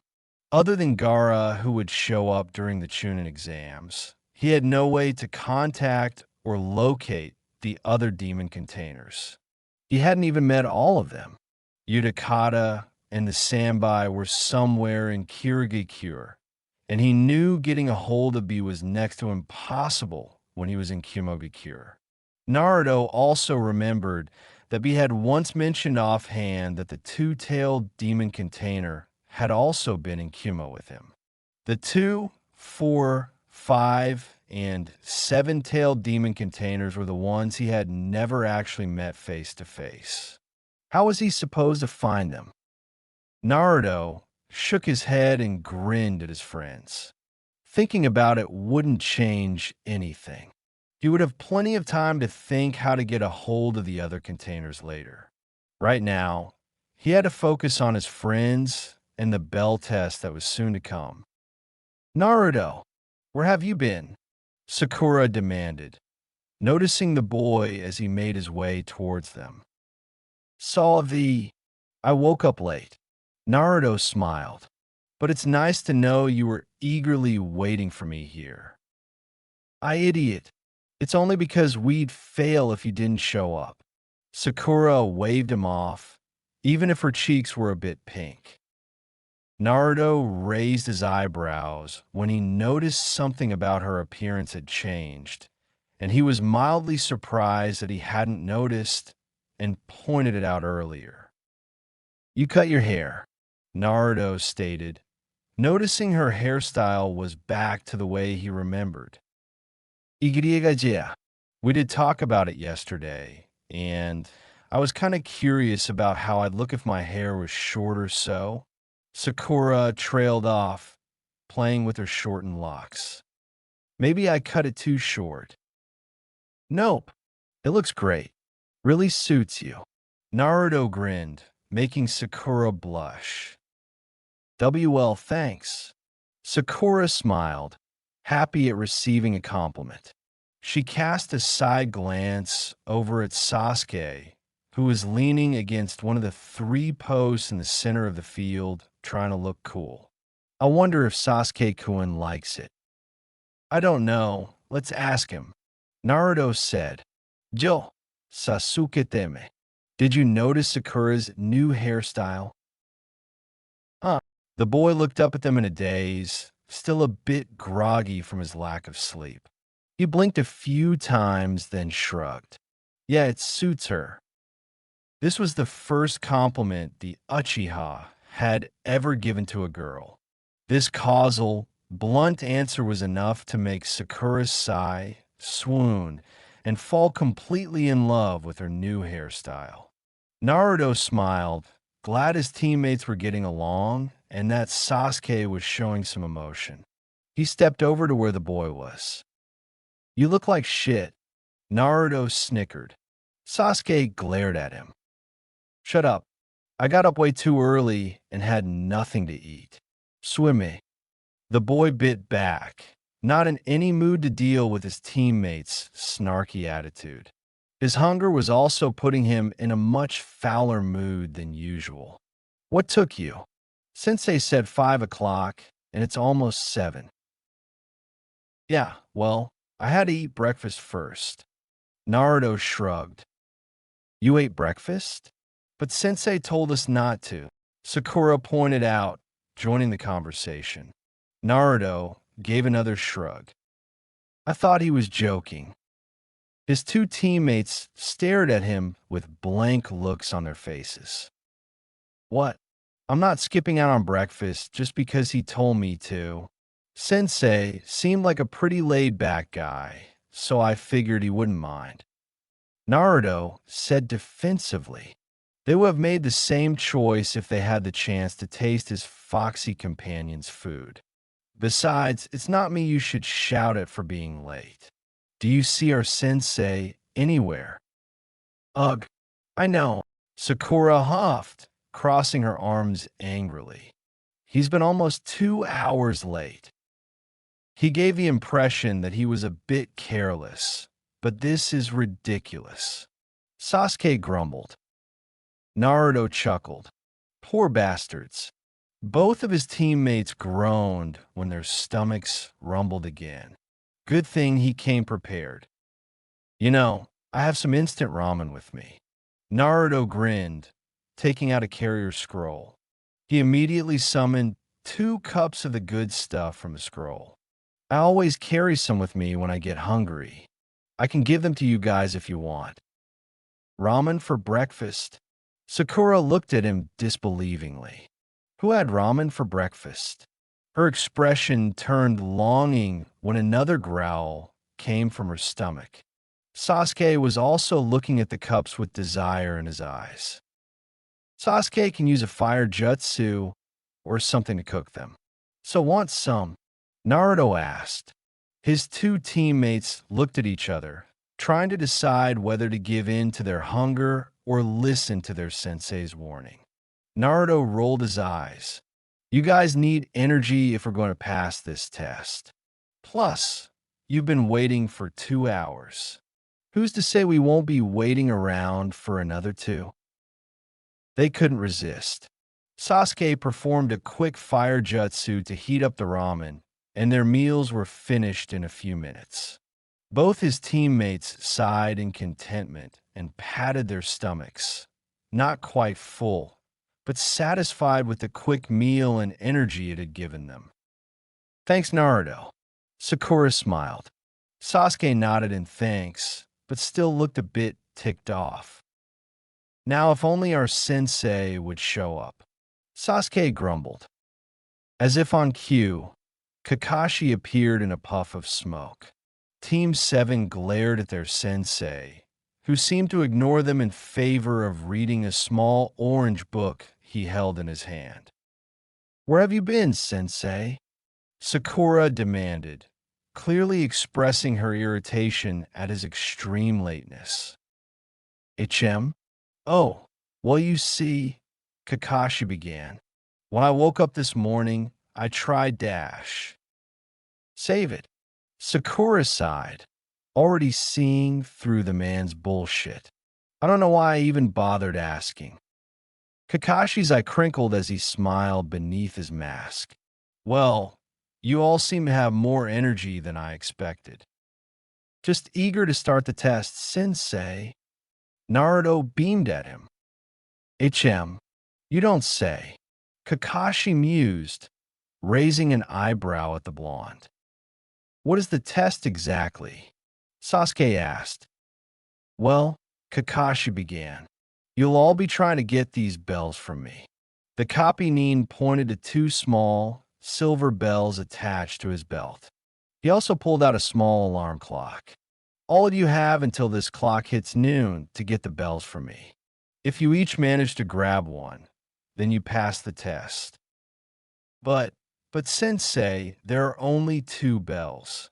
Sakura pointed out. Then I guess only two of you can pass, while the other, Kakashi paused, has their lunch confiscated and has to go hungry. He expected more of a reaction from people who had no breakfast and had woken up so early, but all his students seemed to take the threat in stride. Kakashi was surprised by their lack of interest and worry. So, we have to try and grab a bell for ourselves then, that's it? Sasuke asked. In a nutshell, Kakashi nodded, though Sasuke felt that there was more to the test than he mentioned. But failure rate is pretty high. Naruto smirked. This time he wouldn't end up being tied to the post. But if he was going to trick his sensei and get his teammates to work together to pass, he'd have to put on a bit of a show. Everybody, the test begins when I say go, Kakashi said, watching his students tense and prepare themselves. Ready, set, dash. Mimicking his action in the past, Naruto immediately launched a kick at Kakashi's face. The Jonin quickly blocked his attack, twisted his arm behind his back, and held the boy in place. Sasuke and Sakura just stared in awe at the display. I didn't say go yet, Kakashi said, simply letting go of the exuberant youth. Naruto flashed him a quick grin and stepped back in place between his friends. Wow, Sakura whispered in awe. He's fast. I didn't even see him move. Sasuke muttered under his breath. That hasty attitude could cost you your life one day, Naruto. Kakashi scolded him. The boy just stared back at him. The Jonin smiled under his mask. But it's good to know that you won't be holding back on me. The test will begin in go. Just as Sasuke was about to go hide in the trees and Sakura was about to jump into the bushes, Naruto quickly grabbed their wrists and ran into the forest with his teammates in tow. Kakashi watched them run away with an eyebrow raised in mild wonder and curiosity. Now I wonder what that was about. Kakashi wondered. He shrugged and pulled out his favorite orange book. Meanwhile, in the forest, Sasuke and Sakura had finally gotten Naruto to let go of them and proceeded to berate him for dragging them away from the battleground. Dobe, what the hell was that for? Sasuke demanded. We need to get those bells. I realized that, but you guys are going to split up, so I had to keep us together somehow. Naruto argued, glaring at the Uchiha. Both his teammates gave him questioning looks. We'll never get those bells going at him individually. He's too fast. We have to act like a team would and start working together. Wait, you mean that kick earlier was just to see how fast he was? Sakura asked, mildly impressed by the blonde's tactics. Yep, Naruto smiled, though this time it was more to show his teammates how fast their sensei was and to give them a reason to work together. The first time around, it had just been him being impatient. So was he actually lying when he said it was tactics? Well, we've established the fact that he's too fast to be caught easily. So did you already have a plan in mind? Sasuke asked, looking at Naruto expectantly. Ha ha, I didn't think that far ahead. Naruto smiled sheepishly. He turned toward Sakura, which is why I was hoping you'd come up with a plan for us. Me? Sakura asked. Sakura, when it comes to academics and knowledge in the field, you probably know more than me and Sasuke combined. Naruto said seriously. It should be no problem for you to come up with some way to get the bells. I guess I could give it a shot, Sakura said uneasily. This would be her first real test, and a chance to impress Sasuke. That, and she couldn't disappoint Naruto when he was putting his faith in her. One other thing, Naruto added, catching both of his teammates' attention. This might help with your strategy. Naruto quickly performed his favorite hand seal and summoned a shadow clone. Sakura hit him over the head. Naruto sighed. He had almost thought he could spend his new life without having Sakura hit him. Guess that change was too much to hope for. You moron. How's a Bunshin clone going to help us? He'll see right through the illusion. Sakura berated him for his stupid thinking. It's not an illusion, Naruto pointed out, pinching his clone's cheek. This is a shadow clone, a solid copy of me. This is the technique I learned that made Irika Sensei pass me. Impressive. Sasuke nodded his approval. It's certainly a useful technique. Yeah, this is perfect. Sakura smiled, a plan already forming in her head. Can the clones transform too? Yes. Good. Then here's what we'll do. 20 minutes later, 7 Narutos rushed out of the bushes and surrounded Kakashi. The copy Nin arched an eyebrow at the tactic. He couldn't see Sasuke or Sakura, but he had a feeling that they were out there somewhere. He put his smut book away for later. Maybe he'd take things a little more seriously. 6 of the Narutos came at him. Kakashi quickly blocked or dodged all of the attacks. He smirked to himself. Naruto had certainly learned a useful jutsu, but it would take more than a few extra clones to take the bells from him. They were fast and didn't let up in their attacks, but the copy Nin had more than enough speed to stop their attacks. Kakashi kept his eye on the bells and the last Naruto who was hanging out of the brawl. If he was thinking of tiring him out and grabbing the bells when he was fatigued, the boy had a long ways to go. The real Naruto, standing outside of the fight, smirked himself. Sakura and Sasuke should be finalizing their plan right about now. Still, He had a little bit of time to kill before they had things ready. This was good. After all, there was one other plan Naruto had that his teammates didn't know about. A plan no one knew about yet. Now's the perfect time. You're pretty good, sensei, Naruto commented, summoning up two more clones to join the fray when Kakashi took out two of the fighting ones. You won't take the bells from me if your plan is to tire me out. Kakashi replied easily, striking one of the clones in the neck and dispelling it. That's not the plan. I'm just waiting for my friends to show up and give me a hand. Naruto smiled. Until then, I felt like we could talk about a few things. Oh, Naruto nodded, his smile straightening out. He took a deep breath. This is it, no turning back. I was just thinking that the Yondaime really taught you well, sensei. Kakashi faltered. He recovered just in time to block a kick from one of the clones. He shot a look at the real Naruto. What did you say? Must have been hard, losing Obito, Rin, and then your sensei. Naruto replied, fixing Kakashi with a hard look. The Yondaime star pupil, what an honor it must have been. The copy nin's eyes widened. He quickly swung his leg around, catching three Narutos in his sweep and dispelling them in an instant. He shot Naruto a look of shock and disbelief. It's how do you? It must have been nice having Yondaime as your sensei. To have been taught by such a great man, and to know him on a personal level must have been even better. As a student, you must have really respected him as a sensei. He sacrificed himself to seal the Kyuubi inside a baby boy, you know? Naruto continued, his expression turning cold.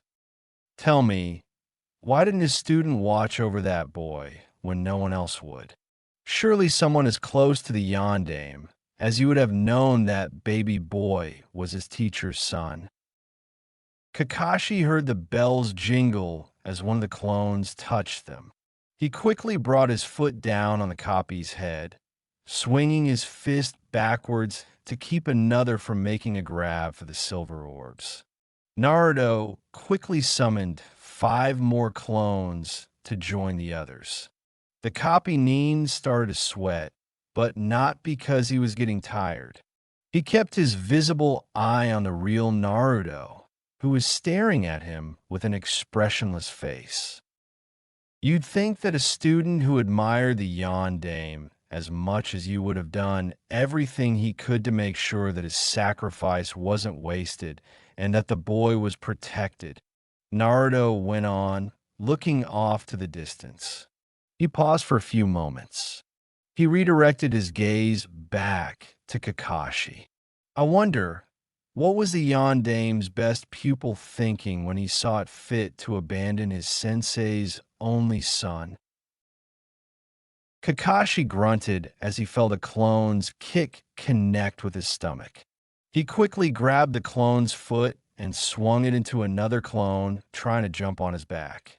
Kakashi flipped backwards, grabbing 2 clones' heads and slamming their faces into the ground.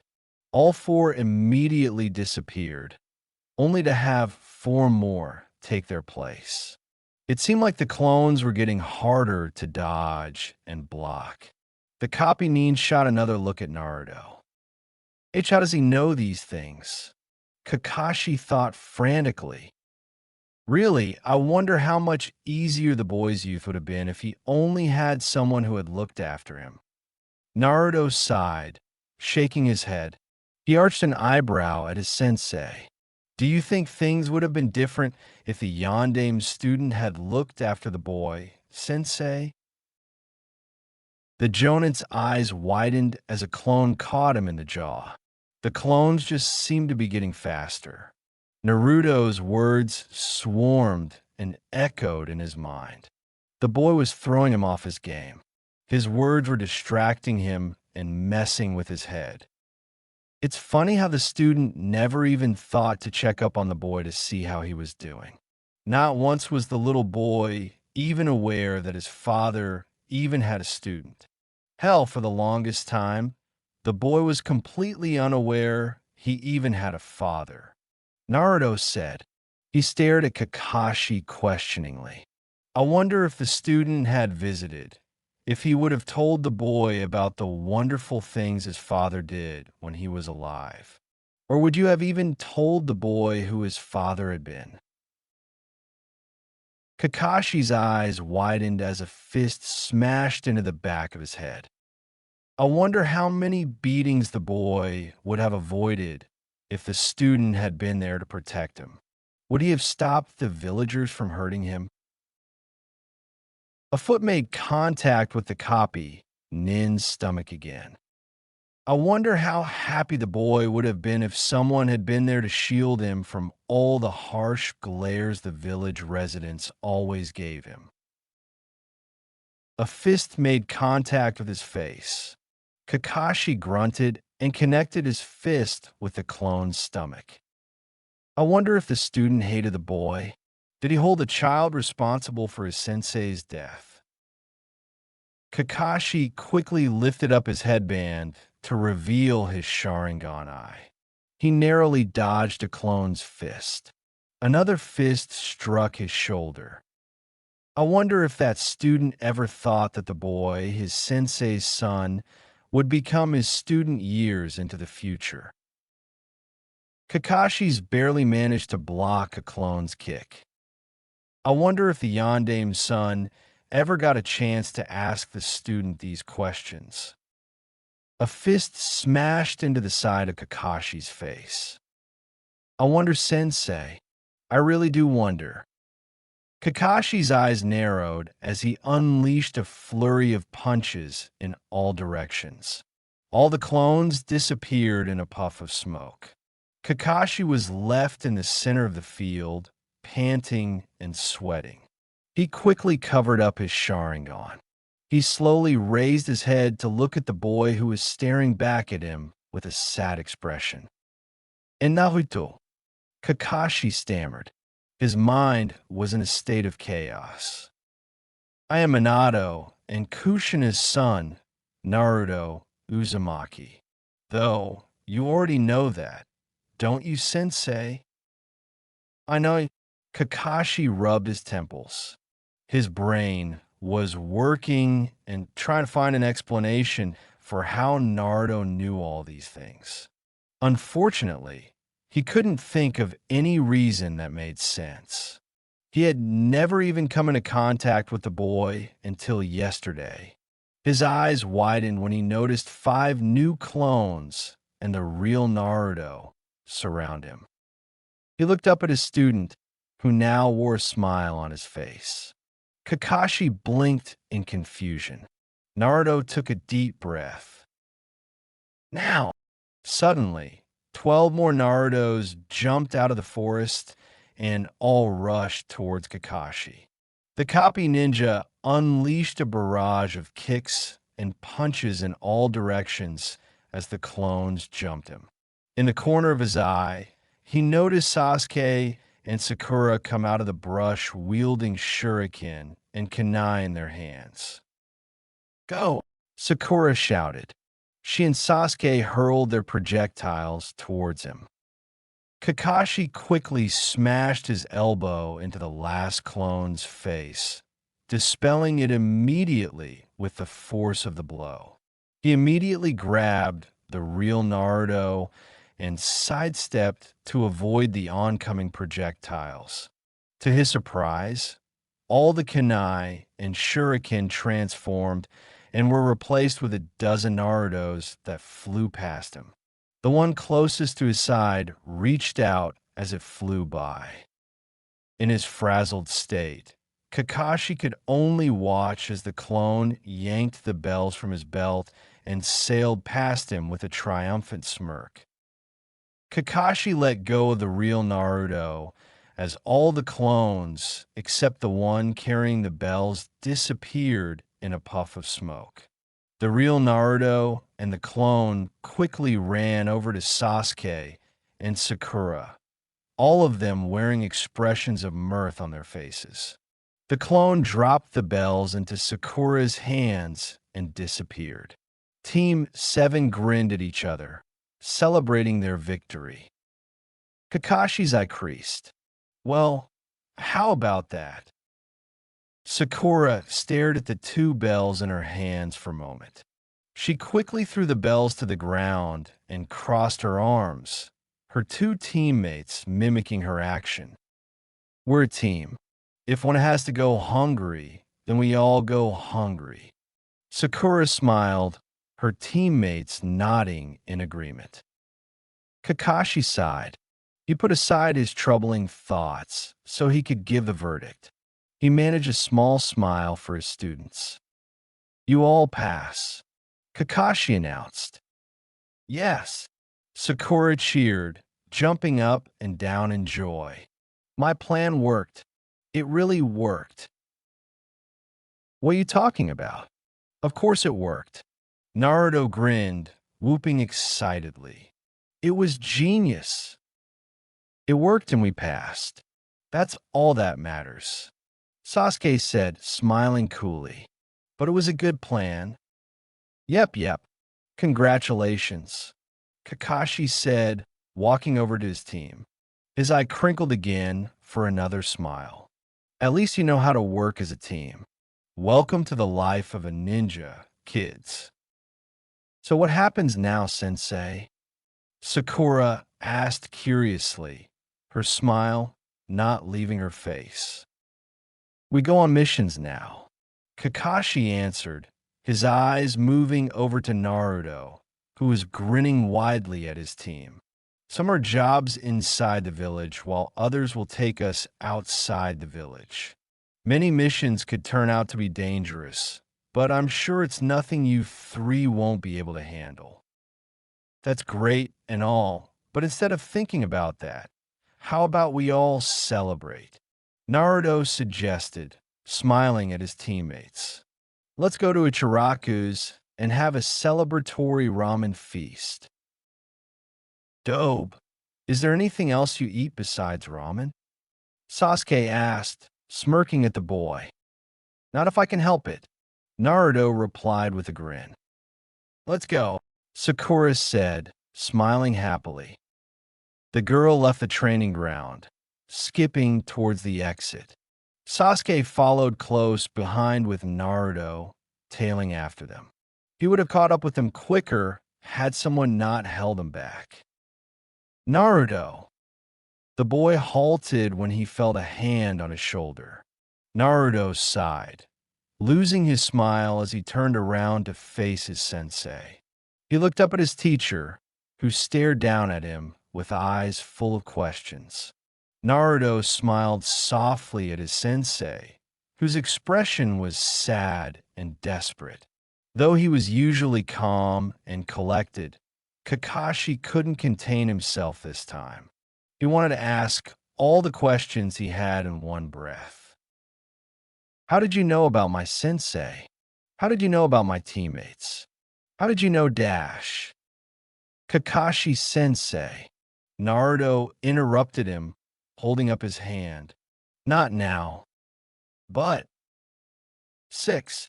Naruto interrupted him again, silencing the man. 6 o'clock this evening, right here. I need time to think about how I should explain everything to you. Don't be late, because I'm not going to wait around for you. Got it? Yes.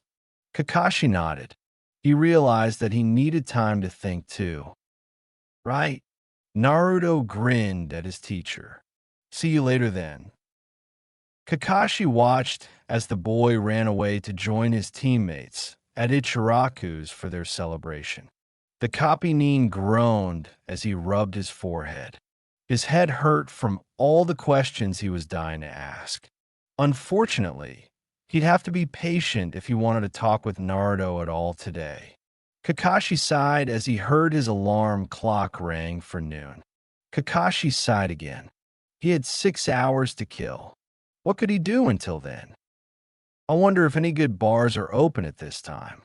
Kakashi thought aloud to himself. E, E, E, E. A/N. I loved writing this chapter. I really enjoyed the talk between Naruto and the Kyuubi. Naruto screwing with the Kyuubi and Kakashi was very fun to write. Now, I know most of you are probably looking forward to a Sage Mode young Naruto. As cool as that would be, it won't be happening. I thought the reasoning for this stated in the chapter was agreeable. Since he's back at a point in time where he doesn't have a contract with the Toads and hasn't actually gone through Sage training yet, he can't use Sage Mode. Plus, I don't like the idea of Naruto having godlike abilities so early on in the story. It would make things too simple. If he was really that powerful already, he could just knock on Madara's door and blast him all the way to hell. That's no fun. He'll get stronger, yes, but it takes time for one to improve, even if they do know a bit about the future. Notice that Kyuubi and Naruto won't be all buddy-buddy with each other. They never were. They've worked together in some situations, but that was for their mutual survival. The tension between them will change eventually, but not right now. And yes, Kakashi is first on my list for people to get their memories back. Why?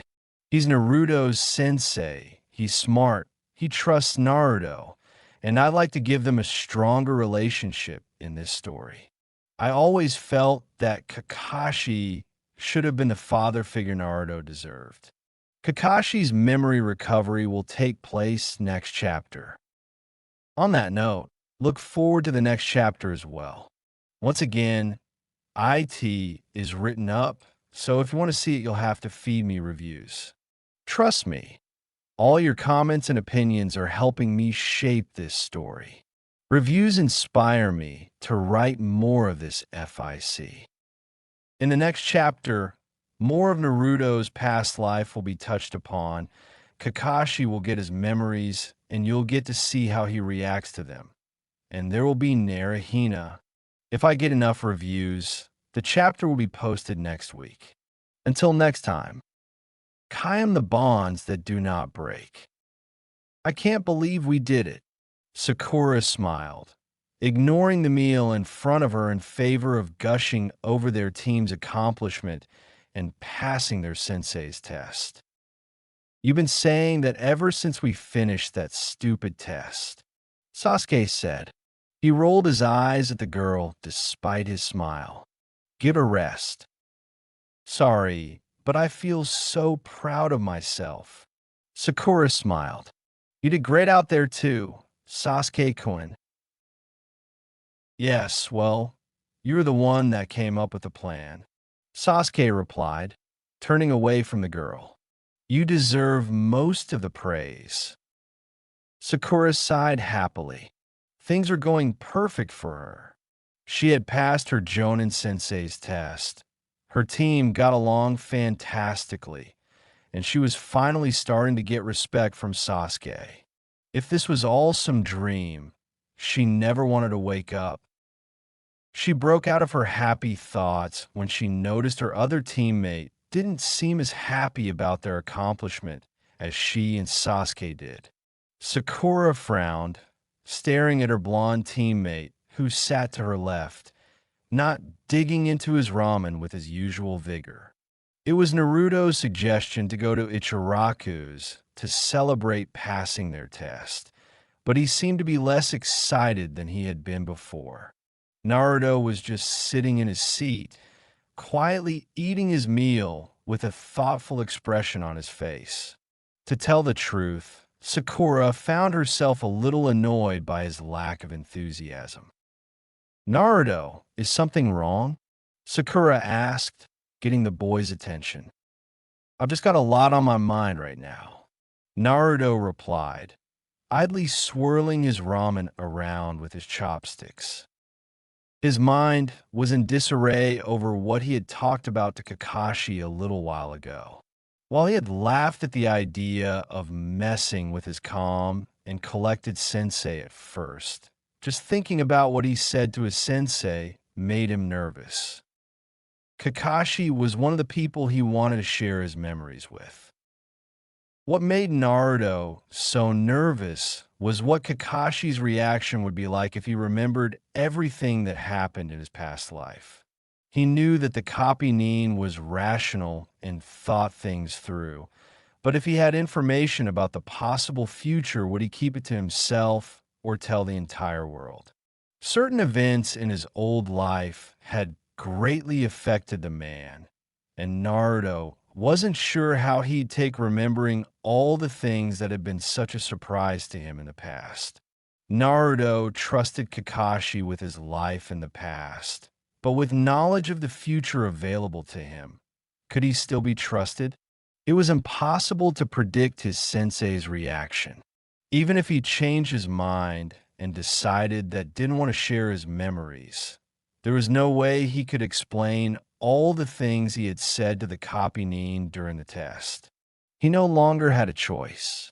Naruto knew that if he was going to make Kakashi understand anything he had said, he was going to have to share his memories with him.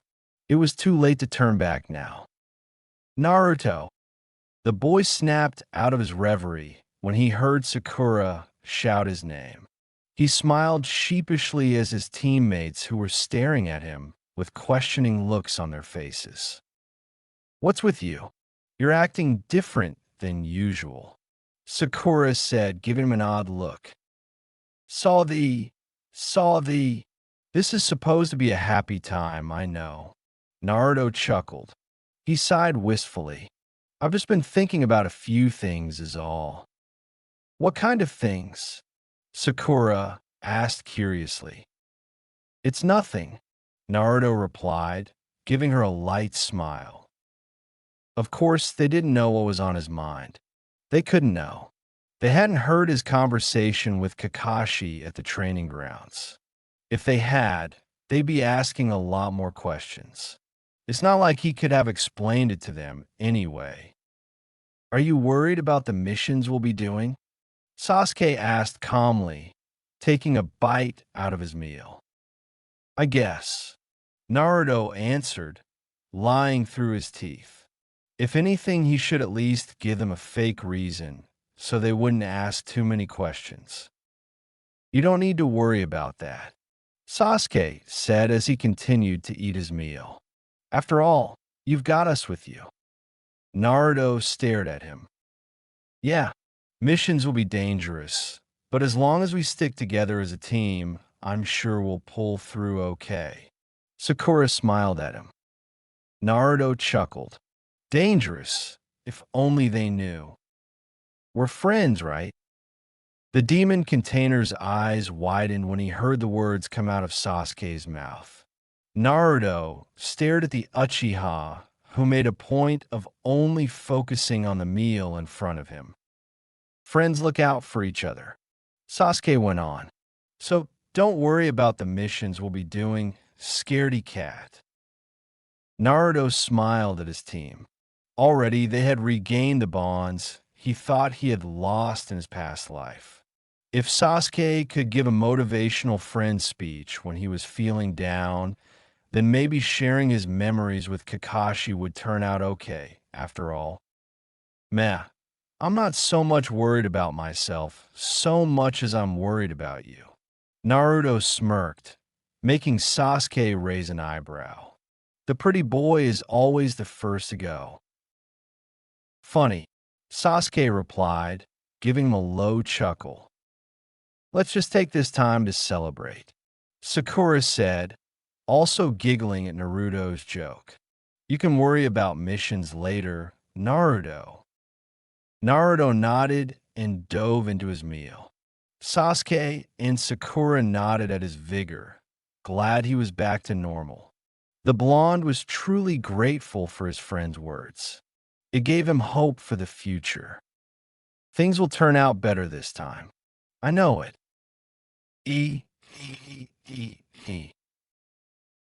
Kakashi stared at the glass in front of him. It was his first glass of beer, and he hadn't so much as touched it yet. Kakashi sighed. He knew he'd have to be sober if he was going to listen to Naruto's explanations, whatever they might be. The copy glanced at the clock that was perched high on the wall inside the tavern. 4 hours left. Kakashi grumbled to himself. Kakashi was a veteran ninja who had been trained to control his emotions and show no emotion unless the situation called for it. He hadn't ever felt as impatient as he did now. It had been a long time since he had felt anxiety. It had been many years since he had felt so much anticipation. Kakashi slammed his head against the bar table and groaned in frustration. He hated feeling like this. I had no reason to abandon him. Kakashi whispered to himself. Old memories that he thought he suppressed long ago swarmed in his mind. There were so many things that he could have done in the past to help Naruto, but he had ignored him. He had never even met with the boy until yesterday. I wonder if Minato sensei would forgive me. Kakashi asked himself quietly. Would he forgive him for abandoning his only son? Kakashi shook his head. Was it wrong to forget things that were only painful to remember? Hadn't he suffered enough already? He had thought that he'd never have to deal with painful memories of his sensei and team ever again. It was what Kakashi thought was best. But now his memories had come to bite him in the back. Naruto was just one big reminder of the past. No, I'm sure he suffered too, Kakashi murmured.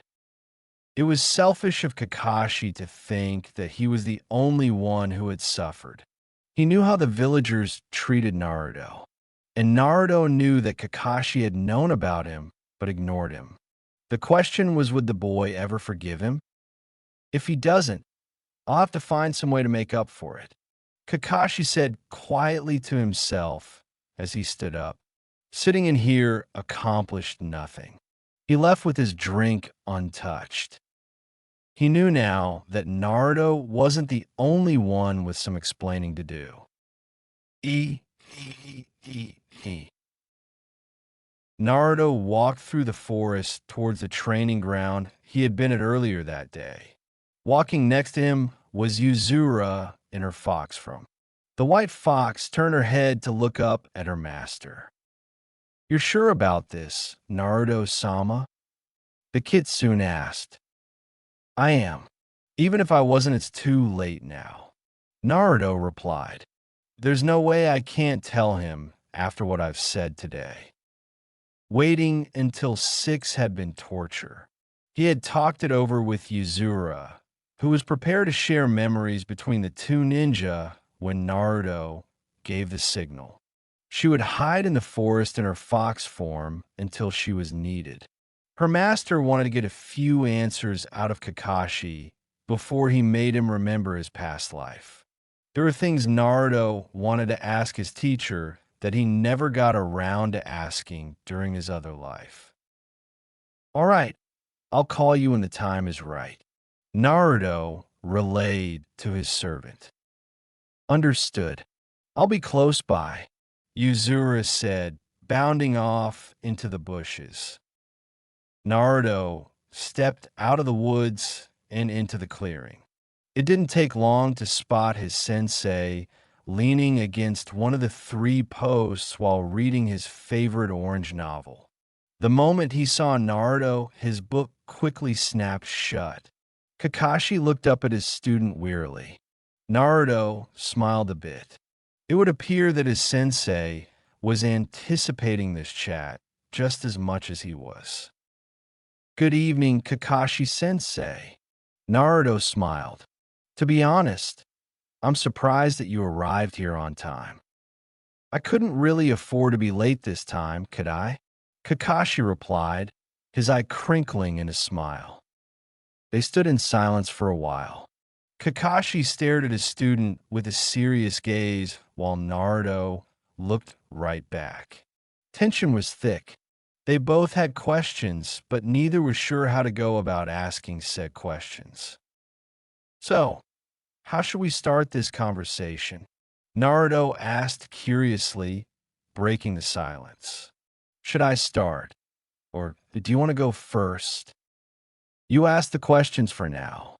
Kakashi sighed, surprising Naruto with his answer. He chuckled a bit at Naruto's puzzled expression. I've ignored you for a great number of years now. You deserve answers more than I deserve to ask questions. All right then.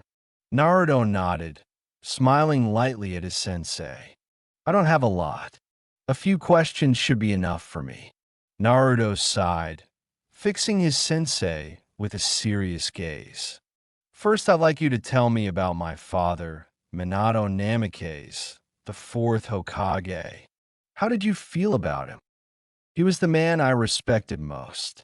He was my role model, Kakashi said, sighing as he remembered his dead teacher. He always put others before himself. Even before he became Hokage, he was always looking out for the well-being of the village. He was what I considered to be a true ninja.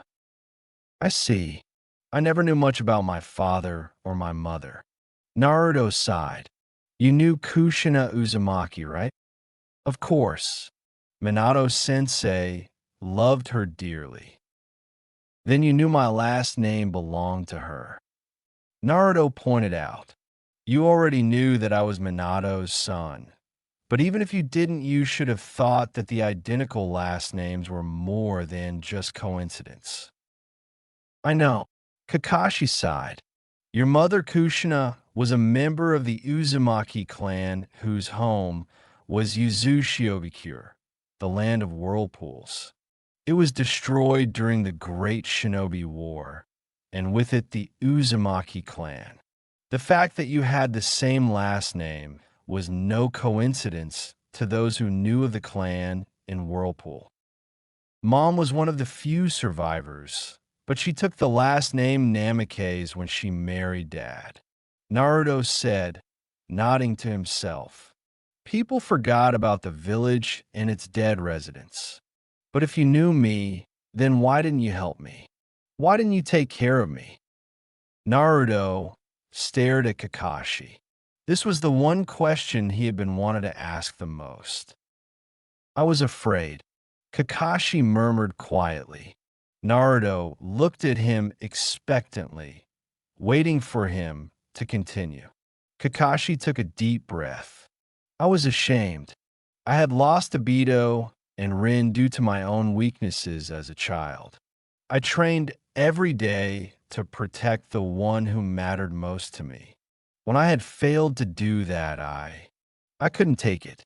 I went into a depression that lasted for weeks, maybe months. It was hard to keep track of time.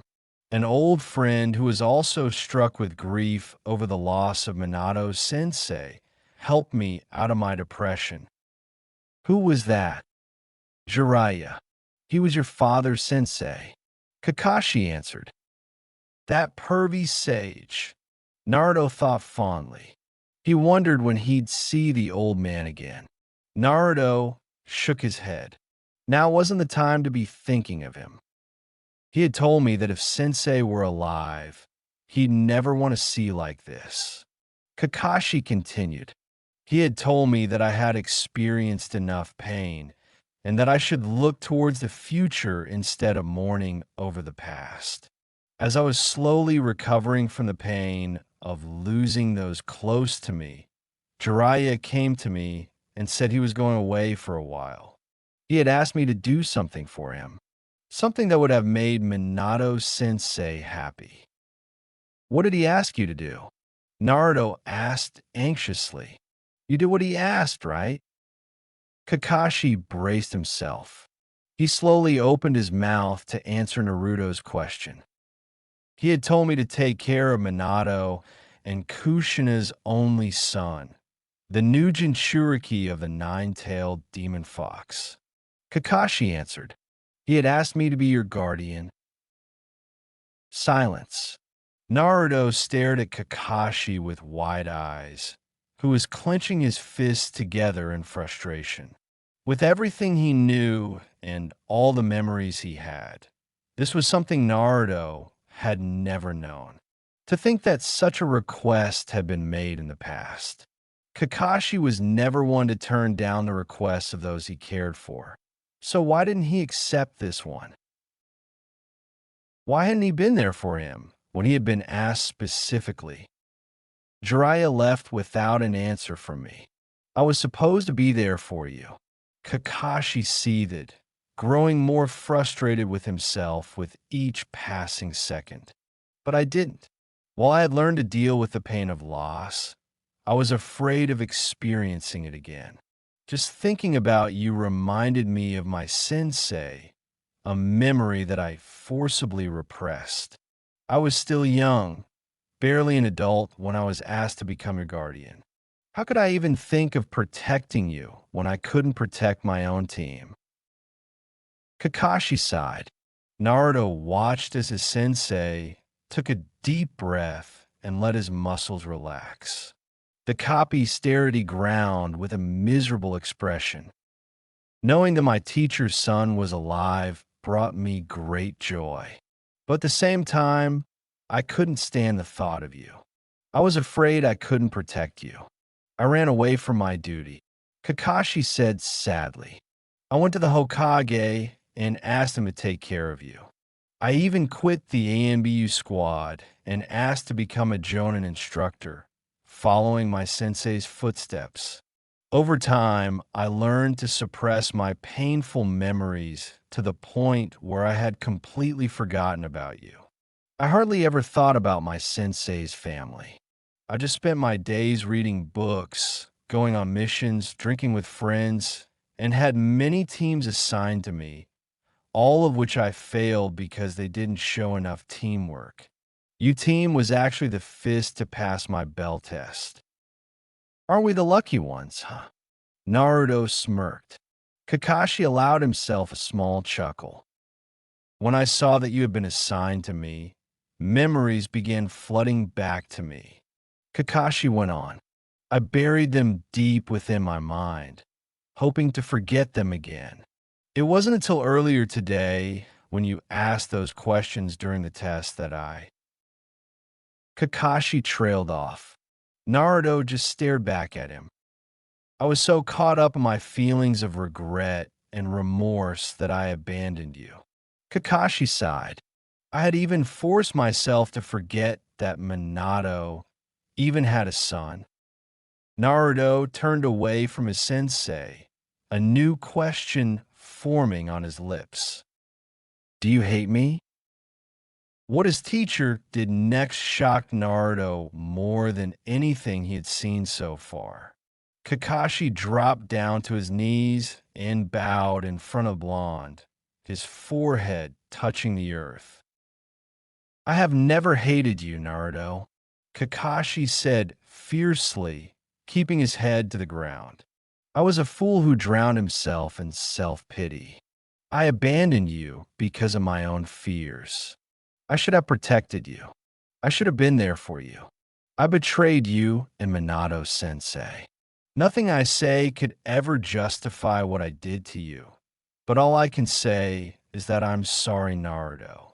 I am so sorry. If Kakashi's head was raised, he would be shocked to see what kind of face Naruto had. Naruto just smiled at the copy ninja. Surprisingly, he didn't feel any anger towards his sensei. Rather than anger, he felt a new understanding and relation to his teacher. Only after living two lives could Naruto truly understand what kind of pain Kakashi had felt when the people he loved most of all died. Naruto understood his sensei even more than before. He knew what it felt like to be weak and how regret could affect a person. Stand up. It feels weird to see you bow to me, Kakashi sensei, Naruto said, quickly jogging over to the man and forcing him to stand up. I understand if you resent me, Kakashi muttered, turning away from the boy. I'll try my best to make up for it, but I know that dash. I don't hate you. Naruto interjected, surprising the older ninja when he grinned at him. If anything, I feel like I understand you even more than I did before. Than you did before? Kakashi said, perplexed by his statement. All his questions about how he knew about Minato and his teammates suddenly came back to him. That's right. I wanted to ask how you knew those things. I'll answer all your questions. Naruto nodded, stepping away from his teacher. If I had any doubts before, I have none now. I'm prepared to share my memories with you, Kakashi sensei. I can't do it by myself, though. Share memories? Yuzura, come here.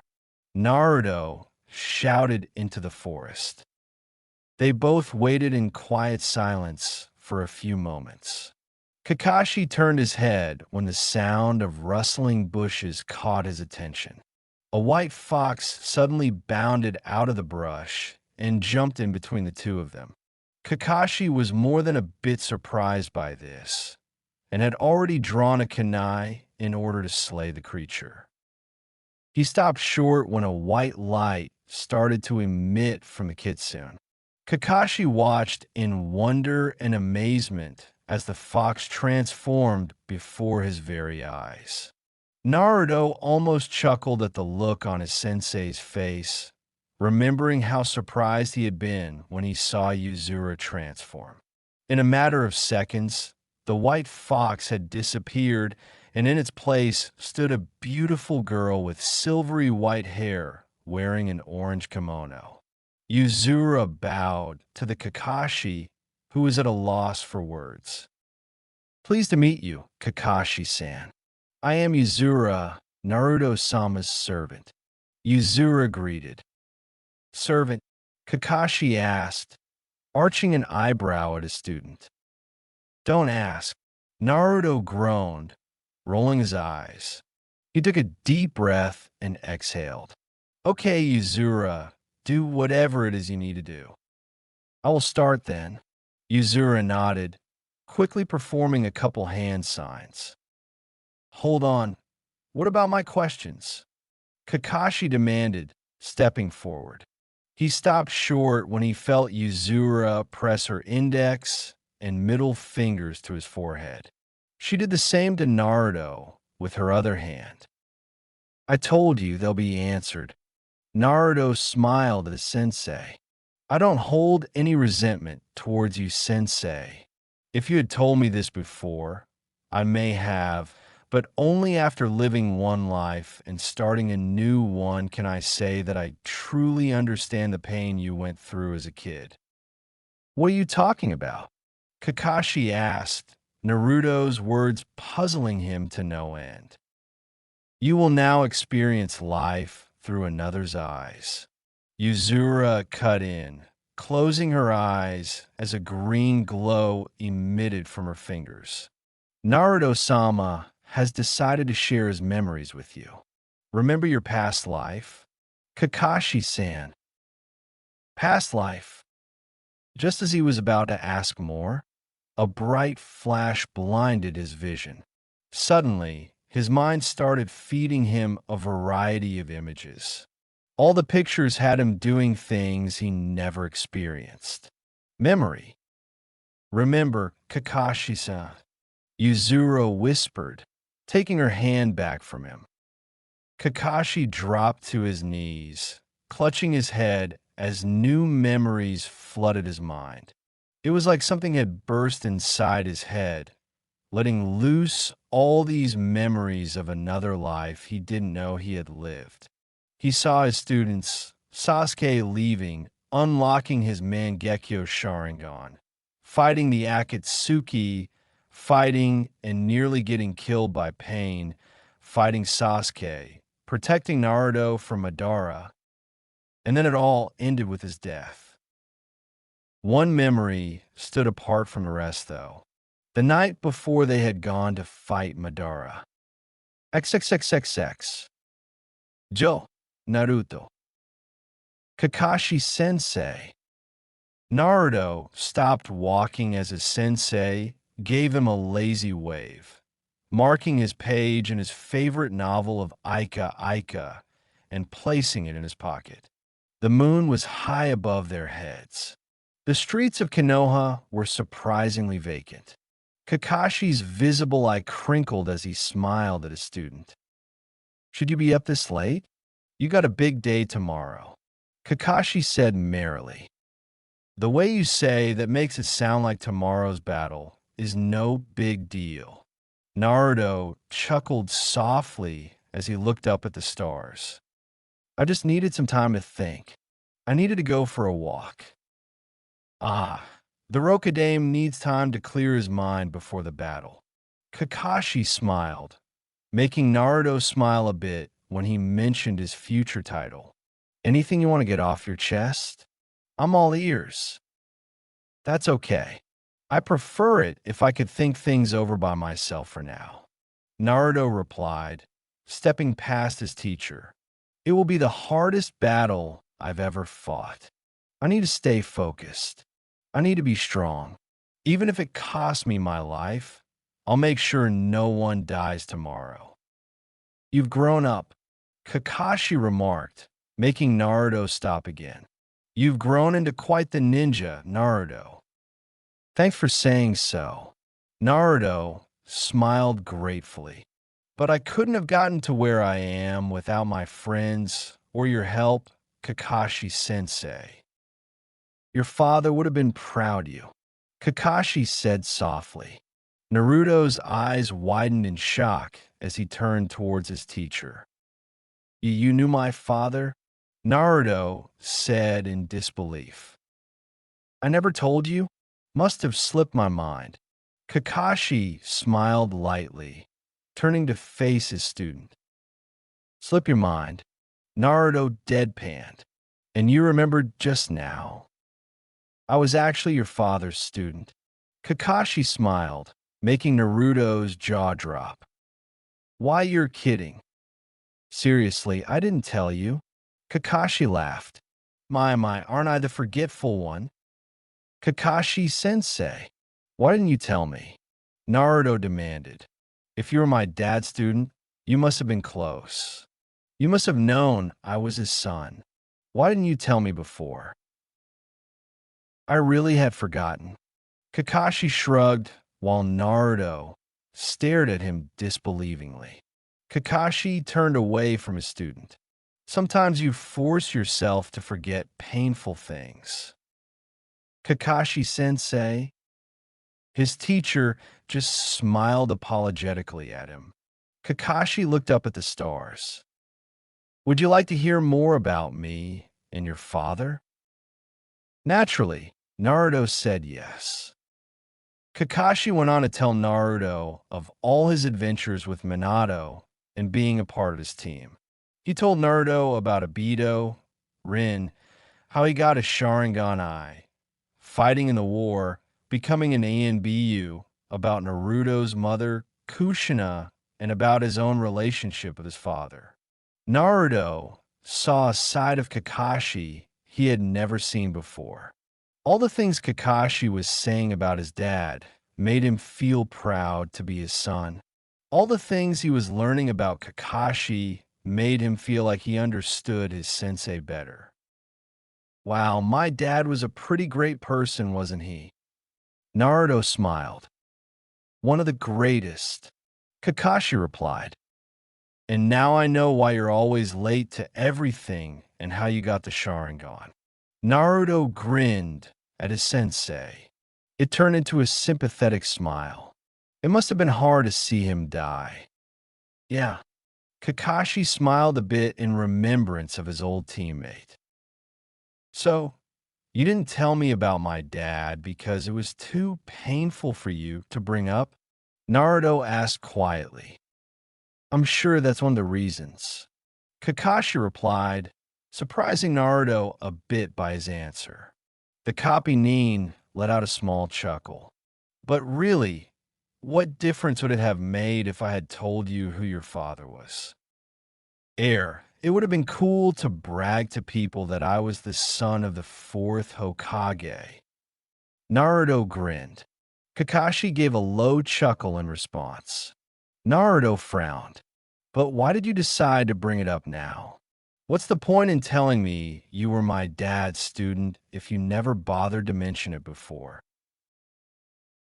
Obito died with regrets.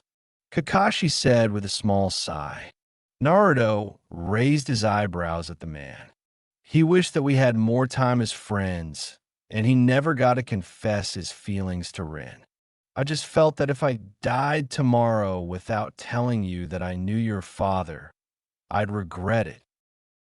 Huh. Naruto just nodded to Kakashi's response. He honestly didn't know how else he should respond to what his sensei had said. Naruto looked up at the starry sky. Ero sensei once said that when one dies, they shouldn't have any regrets. I wonder if I'll have any regrets when I die. I certainly hope not. Kakashi said, it's best to get things off your chest while you still have the chance. You never know when the next day is going to be your last. That's true, Naruto said. He smiled at his sensei. But I'm not going to die. Too many people are counting on me. I have to show everyone what the next Hokage can do. Your father would be so proud if he could see you now. Kakashi smiled at the youth. I know I am. Thanks. The future Rokudame smiled, touched by his teacher's rare praise. Hey, if I'm still alive after tomorrow's battle, I'll tell you more stories about my team and your father. Kakashi smiled. Besides, there are a few other things I still need to tell you. Won't that be painful for you? Maybe, but you deserve to know more about your father. I'm just willing to brag about all the adventures I had with him back when I was young. Kakashi smirked underneath his mask. Ah, well, I'd be happy to hear about those stories. Naruto smiled. And maybe, after tomorrow, you can finally look back on those memories without pain. Well, from what you've told me, all you feel is pain when you think about my dad and your old team. Naruto said, turning away from his teacher. When I think about all the fun times I had with Sasuke and Jiraiya, I'm not hurt by thoughts of their betrayal or death. Rather, I find myself smiling at the fun times we shared together. Naruto turned his head back and grinned at his sensei. I hope that one day you'll be able to look back on those days with a smile. Naruto grinned. Kakashi just stared at his student. As he did so, he could have sworn that he felt Obito, Rin, and Minato smiling at him from behind Naruto's back. The copy Nin just laughed and smiled at his student. I hope so too. The next day, Kakashi had confronted Madara with Naruto. Kakashi had protected Naruto. The copy ninja had taken a fatal blow from the ancient Uchiha when he punched through his chest. As his life bled away, Kakashi smiled and thought about all the warm memories he had shared with those close to him. Then he died. XXXXX. Naruto looked down at his sensei silently. Yuzura stepped behind him, also fixing Kakashi with a serious gaze. The copy's Nin harsh, ragged breathing slowly subsided as his mind finally calmed down. Kakashi slowly stood up, meeting Naruto's gaze. The young ninja looked at his sensei expectantly. He felt anxiety build up inside him. Now he would get to see how Kakashi would react. Would he be all right? Kakashi just stared at his student as his mind sorted itself out. All his old memories fell into place. He felt himself relax and loosen up. He raised his eyebrow a bit when he noticed Naruto fidgeting in place, waiting for some kind of response. Truthfully, Kakashi wasn't quite sure what to say. Naruto stiffened when the Jonin brought a hand up to adjust his lopsided headband. What was that? Kakashi wondered aloud. Naruto smiled lightly at him. Sit down, Kakashi sensei. Naruto smiled as sat down on the grass. I'll explain everything. Naruto spent the next hour explaining everything that had happened to his sensei. He told Kakashi everything that had happened, starting from his reunion with his parents in the netherworld to sharing his memories with him today. Kakashi just sat through it all, nodding occasionally in understanding. Naruto didn't stop there, though. He told Kakashi about his plans to change the future, too. He told him about the talk he had with the QB and his plan to bring the other demon containers together. He told Kakashi about Yuzura and who else he planned to share his memories with. Kakashi just listened to him, not saying a word. After Naruto was done, he gave Kakashi a few moments to let it all sink in. You got a lot of work to do, Kakashi replied after a few moments of silence. You think I don't know that? Naruto said, scoffing at his sensei a bit. Naruto played with the grass under his fingers. Changing things won't be easy, I know that. That's why I'm worried. To think all that happened and to know we have a second chance to do things over. Kakashi trailed off. I'm still having trouble believing it all, Naruto admitted. I mean, I saw you die in my past life. You couldn't even imagine what it felt like to see you alive again. I think I understand a bit, Kakashi said, turning towards the boy. After all, I've got my memories back now, too. Hell, I met with people today I saw die in our other life. It's all pretty unbelievable. Naruto nodded to himself. Now, for the moment of truth. He turned towards his teacher.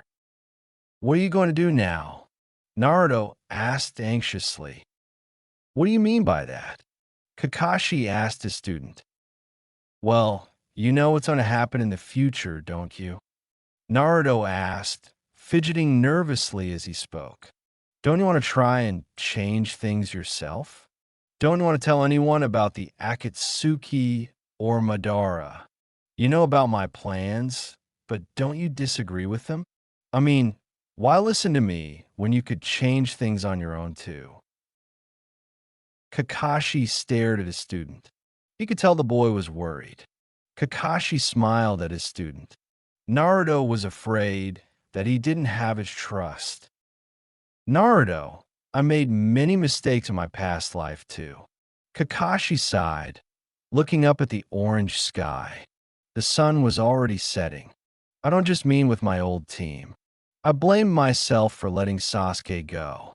I felt like I helped make him think he had to be the strongest in order to fight Itachi. I didn't show you the attention I should have when you were a kid. Minato would have probably been ashamed of me if he knew, and Kushina would have killed me if she had known what I had let happen to you. This earned a small chuckle from Naruto. But I'll stand behind you this time. I won't abandon you like I did all those years ago. Still, don't you want to dash? Naruto stopped talking when he felt Kakashi's hand on his head. He grunted when the Jonin ruffled his blonde locks. Kakashi chuckled when Naruto brushed him off. The man smiled at the Jinchuriki. Naruto, I trust you, Kakashi said fiercely. Naruto stared at him. I'll help you. I'll do whatever I can to help you change the future. I know you'll succeed this time. I'll be here to support you and give you guidance whenever you need it, I promise. Konoha's future Hokage won't fail a second time. Naruto stared at his teacher. The boy smiled and wiped his eyes when a few tears clouded his vision. Thank you, Kakashi sensei, thank you. Naruto grinned. That's what I'm here for. The white-haired man smiled. He gave Naruto a light shove. Bet you had a fun time messing with my head earlier today. It's not every day you get to see me so shaken up. Hey, I had to get your attention. Naruto chuckled, swatting away his sensei's arm. Plus, it all worked out in the end, right? Can't argue with the results. Kakashi shrugged smilingly. He got up as Naruto hopped to his feet. We still have more to talk about, though, regarding your plans. I was hoping to hear your opinion. Naruto grinned. But not right now. It's getting late, so we'll talk tomorrow. Same place at noon. Sound good? Kakashi nodded. And Naruto? Yeah. Kakashi extended his hand towards Naruto, smiling under his mask. I'm sorry.